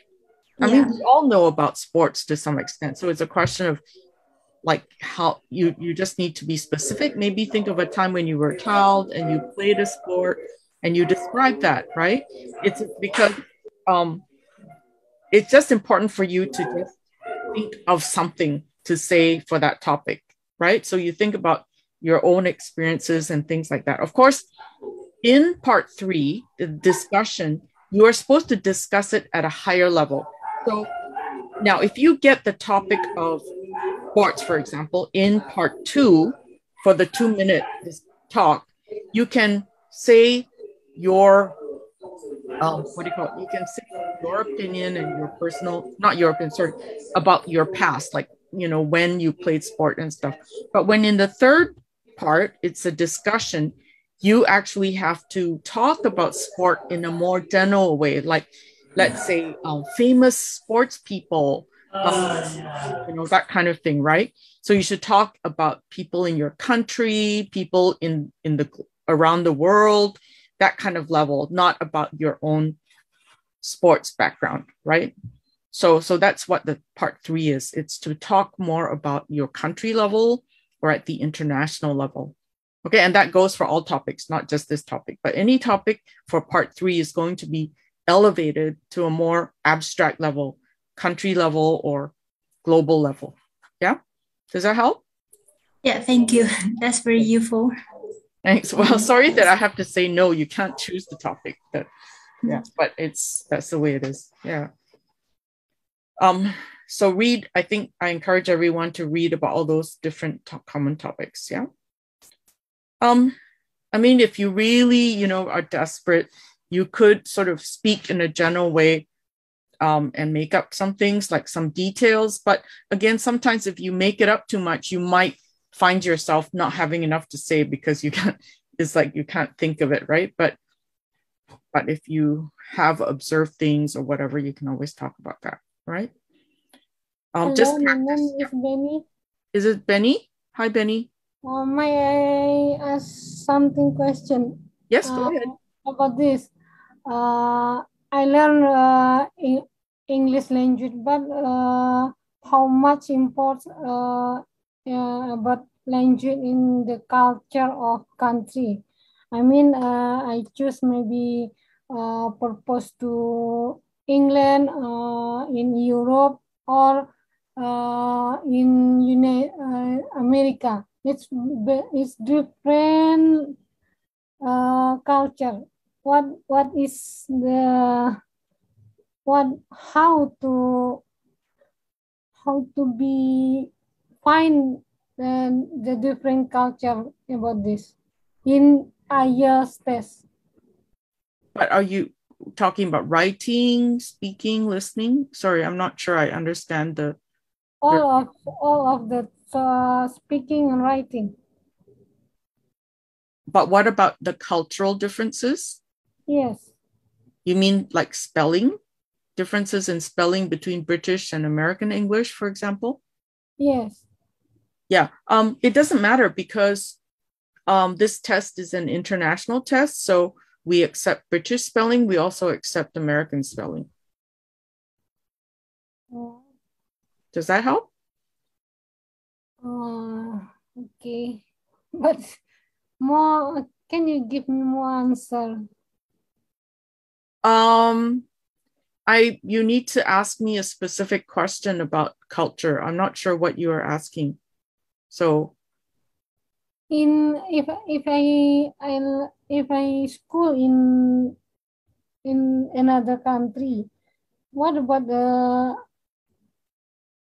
effect of culture in speak every day? Maybe in academic, maybe in purpose another, maybe. So you mean if for example, your accent or your pronunciation affects your speaking? Yes, okay, maybe. So as long as the examiner can understand what you're trying to say, that means that if your pronunciation and your accent does not interfere with people understanding what you're trying to say, then you shouldn't worry about that, right? Oh, okay. But if you say words and then people say, what word was that? Sorry, I didn't get that. If you get that a lot, that means maybe there's something in your pronunciation that you need to what do you call it? You need to work on. Yeah. Does that help, Benny? Yeah. Okay, great. Thanks so much. Are you from Indonesia, Benny? Yes. Yeah. From Indonesia. Okay. Thank you. Thank you so much. Anyone else have questions to ask? That is. Hi, Mei. Yes, hi. Hi, Roshan. Is that right? Hi. Yeah, that's correct. I got two questions for you. One on speaking, right? Let's say a topic has been put forward and you have no clue about it, right? But could you talk fictional stuff? I mean, that's up to you, right? If you feel comfortable enough, but I don't even think it needs to be fictional, because in part 3, particularly, it is a discussion, as I said, that should be more about examples in the world, examples in your country. So you can kind of, bring it to that level, right? So you don't have to use anything from your personal experience, but you could have a point of view on it, but you just say an example from how things are in your country or how things are in other countries. Or does that make sense? Yeah, it does. Thank you. No problem. Thank you. Is that okay? Yeah. Okay. Yep. Okay. Thanks. Anyone else have a question? Thanks, Roshan. Okay. Someone asked, will asking again be taken against you? Well, obviously, if you keep asking that every time a question is asked, then that would be a problem. But if you just once in a while ask, sorry, I didn't catch that. Could you please repeat that? Maybe once, it's okay. But if you keep asking, then it's obvious that your listening skills are not very good. So you need to practice your listening skills. Okay. So. Hi, Jesmar. Jesmar actually raised his hand. Hi, Jesmar. Can you please unmute your mic? All right. Yes, ma'am. I would like to ask, ma'am, if we are going to write our answers in small or capital letters. I'm talking about the reading and listening subtest. Would it be marked wrong or it's okay? Sorry, what about the capitals? If it's like if we are going to write it in all capital letters, like for an example, beautiful, from B to L, it's all capital. Would it be okay or it will be marked wrong? So Lilith, I guess you could add in, but I understand that it's okay to write in all caps, but you have to be consistent with that, right? Like, so you can't choose to just write all caps in one answer and then the other one you don't or something. But it's just kind of, yeah, it depends on what you're used to. Yeah, does that help? Okay. Yes, ma'am. Okay. Thank you so much. You're welcome. Thank you. Sonny Yunus asked, what's the best advice for handling your nervousness while taking the speaking test? So, I mean, you basically have to have had enough practice speaking to people in English and trying out different topics. So I would suggest you practice with your friends, your classmates, your teachers, whoever, to do the speaking test as much as you can. So you have had practice speaking for 2 minutes on all these different topics. And you can find all these topics online. You can go on the internet, you can find them, or you can go to IELTS books and find them in there, and then just practice them. 2 minutes, make yourself talk about it for 2 minutes nonstop.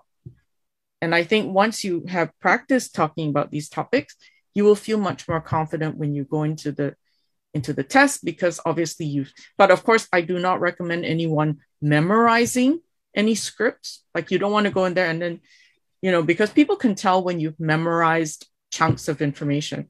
They can see in your eyes, they can see in your body language that you have memorized this. So don't memorize anything. Just be comfortable talking about stuff. Okay. Anyone else? Hey, Mei, sorry, just wanted to ask something that just occurred to my mind.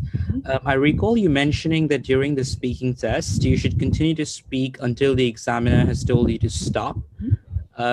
So, for example, in part 2, if I feel that I've spoken adequately about the topic, but maybe I'm a little bit shy of the 2-minute limit, would they ask you some prompting questions to continue the conversation, or would I simply be marked down? No, you won't be prompted.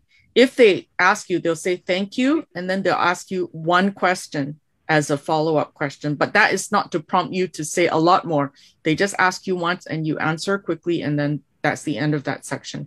But no, they will not prompt you, if you stop halfway through. But they might say something to, oh, tell me more, something like that, right? But they won't ask you questions about whatever you're saying. No, they won't do that.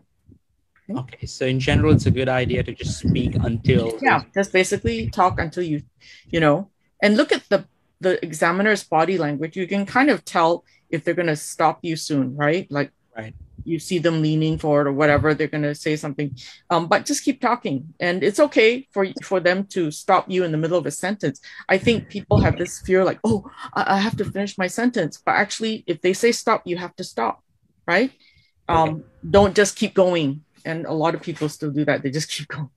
So, because examiners have to keep to strict timings. So, understand. Yeah. Okay. And for part 1, right, there are a series of 3 or 4 questions.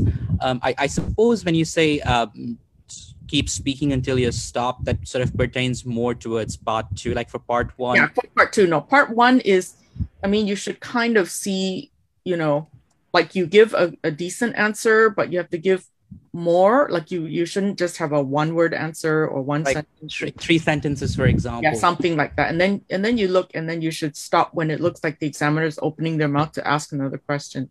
Gotcha. Right? So use the body language and their cues, their nonverbal cues, right? Right. Thank you so much, Mei. No problem. You're welcome. Mei? Yes? Does it affect your score if they interrupt you talking, like when you answer their questions in the speaking test? If they interrupt you, does that affect your score? Oh, no. But what will affect if you stop before they say stop, right? Like if you stop a long time and then you're sitting there and there's no sound from you, then that's worse, right? So at least if they stop you in the middle of you talking, it means that you're quite fluent and you have lots to say, right? Okay. Thank you. You're welcome. Anyone else? Audrey asks, is it okay to use first person? Oh, disappeared. Okay, I don't know what happened. That question disappeared. Okay, anyone else have questions? Yes, I have a question. Yeah. Hi, Samantha. First of all, I would like to say thank you for doing this 2-hour webinar, Ms. Koh. You're very welcome. My question is for the writing task 2. You previously mentioned there were 4 types of essays, right? The writing task. Oh, you mean the writing task 2? Okay, task 2, yes. There are 4 types of essays. My question is, will it be selected randomly, or is there a more common essay type that will appear on the test? There's no hard and fast rule about what kind of those questions there will be. You could get any combination of them. You could get the simple ones that say, what is, do you agree, disagree? But you could also get the ones that have multi-part questions ones. So you have to just examine the question closely to identify what are the parts, okay? Don't try and fit them to the 4 categories or whatever that I was talking about. Just basically read the question and understand how many questions are within that question and make sure you answer those. Yeah, does that help? Yes, it helps. Thank you, Miss. You're welcome. Thank you, Samantha. All right, anyone else? Yeah. Yes. Hi, I'm and I'm from the Philippines. Do you have any advice for examiners who are preparing for the IELTS in just a very short time? For examiners? Yes, for people who will take IELTS and the review time is very limited. Oh, you mean candidates? The candidates. You're taking the test, because examiners are the people who are going to test you. Candidates for short time, like I said, get yourself one of those books that has some practice tests and do time tests. Like time yourself to see if you can do one, and then you see, and then where you can't meet the timing or you have some problem, then you have to focus on that a little bit more. There's a lot of things online, like web resources you can find online that you can choose, but you do need to start looking at the test and all the different parts so that when you come to the test, especially for speaking or something else, you're not shocked like, oh, why is this examiner asking me this question, right? Because if you don't know it's coming, when they ask you something, you're like, that's a dumb question, right? And then you get all upset because it's not a question you expect. But if you've done your preparation, you know what to expect, then it's more comfortable for you and you're not going to be so nervous, or you're not going to be upset at something they ask you. Okay. Okay. Yeah. Thank you so much. You're welcome. Okay. Take care.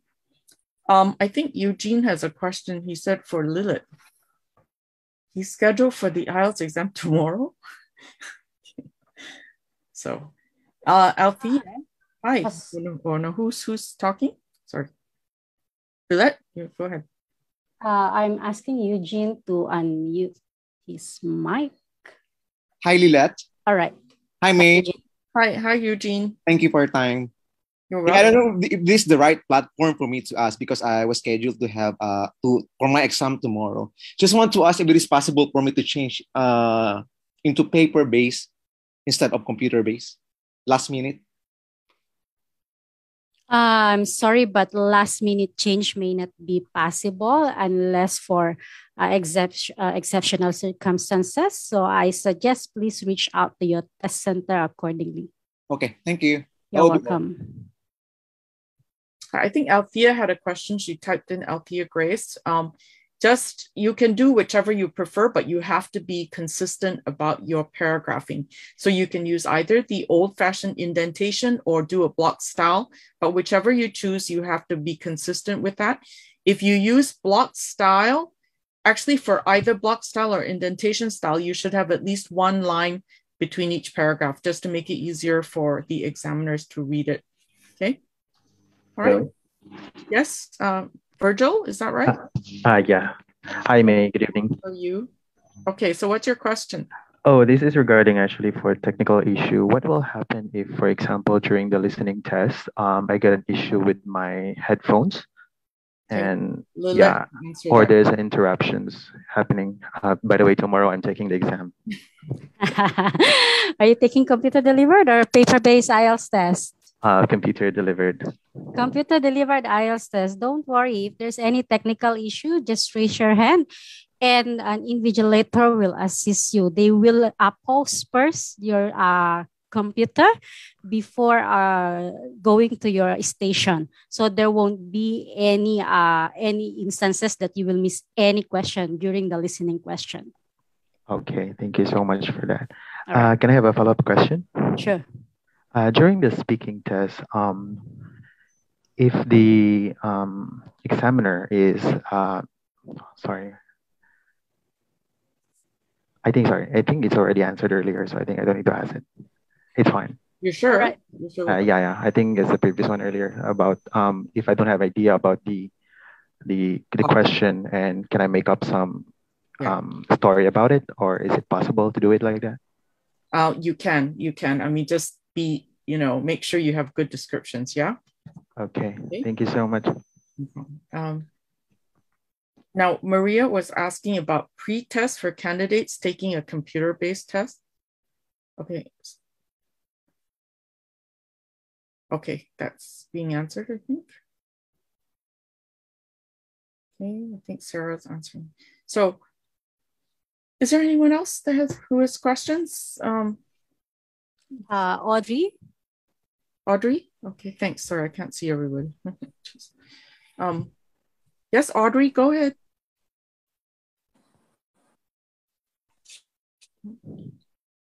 Hello. Hi, Audrey. Yep. Sorry, no, I just asking. Wait, sorry, I kind of forget my question because I think it's already been answered before. Sorry about the it. Paragraphing, right? The paragraphing. Yeah. The indentation or the no indentation. Yeah, like I said, either one that you do, you have to be consistent with the whole essay or paper has to be in that format, and try to leave one line spacing between each paragraph. That way it's clear for the examiners. Okay. So is there also any tips that you can give, because I already been doing this practice test before and I cannot seem to get past 6 band score. That's the max that I can get. Any tips on it's pretty hard to say because it would depend on which areas that you had problems with, because the 6 could be depends on which areas were the lowest, right? So you should go back and look at how you scored for each individual skill or each individual component, right? So if you're talking about 6 across all 4, reading, writing, speaking, listening, then you have to look at which ones you had the lower score on and then maybe focus on that, right?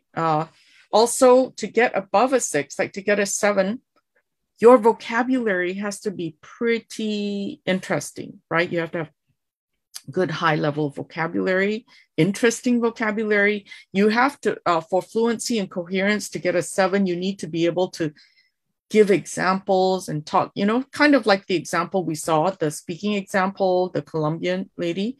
She could, give lots of good examples and give her opinions about things, and she didn't struggle with trying to say something. So that's more of a 7, right? So you have to think of yourself. But go back to the masterclass pack if you have it. Look at the criteria, the speaking criteria, the writing criteria. Look at what is required for 7, and then ask yourself, why am I not meeting that band level, right? So if you do that, you might be able to tell where you need to improve. Okay.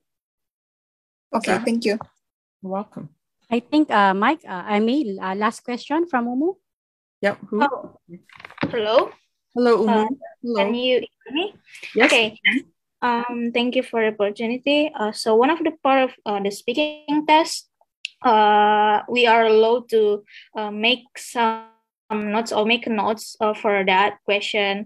What do you suggest us if for what is that for? I mean the notes. Sorry. So in the speaking test, there's one part of the speaking test where we can take notes, isn't it, or not? Not the part 2. Before you speak for 2 minutes, you can look at. I think that one. Yeah. So what do you suggest us to note in that part? Because I'm confused if we are given like 2 minutes, like 30 seconds to take notes. I don't know what to write in that time. No, you have. They will give you, your examiner will give you a booklet, and on that booklet will be the question. And the question will have 3 subpoints, at least 3 subpoints that you have to cover. So in your note taking, you should just have the 3 or 4 points that they have, and each point you should have a response. That's very easy. And it's in front of you, and you can have the question booklet in front of you the whole time that you are speaking for the whole 2 minutes. So that should guide you as to what you need to say. Does that make sense? Yeah. Have you done the test before? Yeah. You have? Okay, you remember that part, right? They give you a booklet. Then you have to talk about what's in that booklet, right? But you have to answer all the points in it. So when you take notes, it's just for you to jot down, okay, point number 1, I'm going to answer this. Point number 2, I'll answer this. Point number 3, I'll answer that. That's it. Okay. And you write in point form, in keywords. Don't write sentences because you're not going to finish writing in a minute. Yeah. Thank you. You're welcome. Okay, Lila, are we? Yep, that's all, Mei. I think for those who have any further question, Ruli from Indonesia will share more information on how they can raise their questions. Okay, great. Thank you so much, everybody, for joining in and for staying with us. Those of you who stayed with us right to the end. So we appreciate that very much. And good luck on your test. Some of you are doing it tomorrow. Some of you, might do it, a little bit later. But do prepare if you have the time. Okay. All the very best, and take care and stay safe, everyone. I know that many of us are still working from home or studying from home. So just stay safe and take care. All right. So all the best. See you. Bye. Thanks, Lilette. Thanks, Lilette. And thank you, Mei. all of you to Rudy and stuff. Thank you. Bye-bye.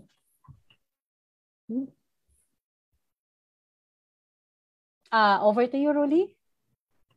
Are you there? Yeah. So thank you for tonight. So that is all for tonight. So we hope Mei was able to answer all the queries that come from you. But if it's not, please let us message directly, and we will get back to you with a response. And thank you to you all for joining in. And a huge thanks for you, Mei, for walking us through today's webinar. Welcome, Rudy. Thank you. Thanks for the Yeah. Thank you. Thanks. Bye. Bye.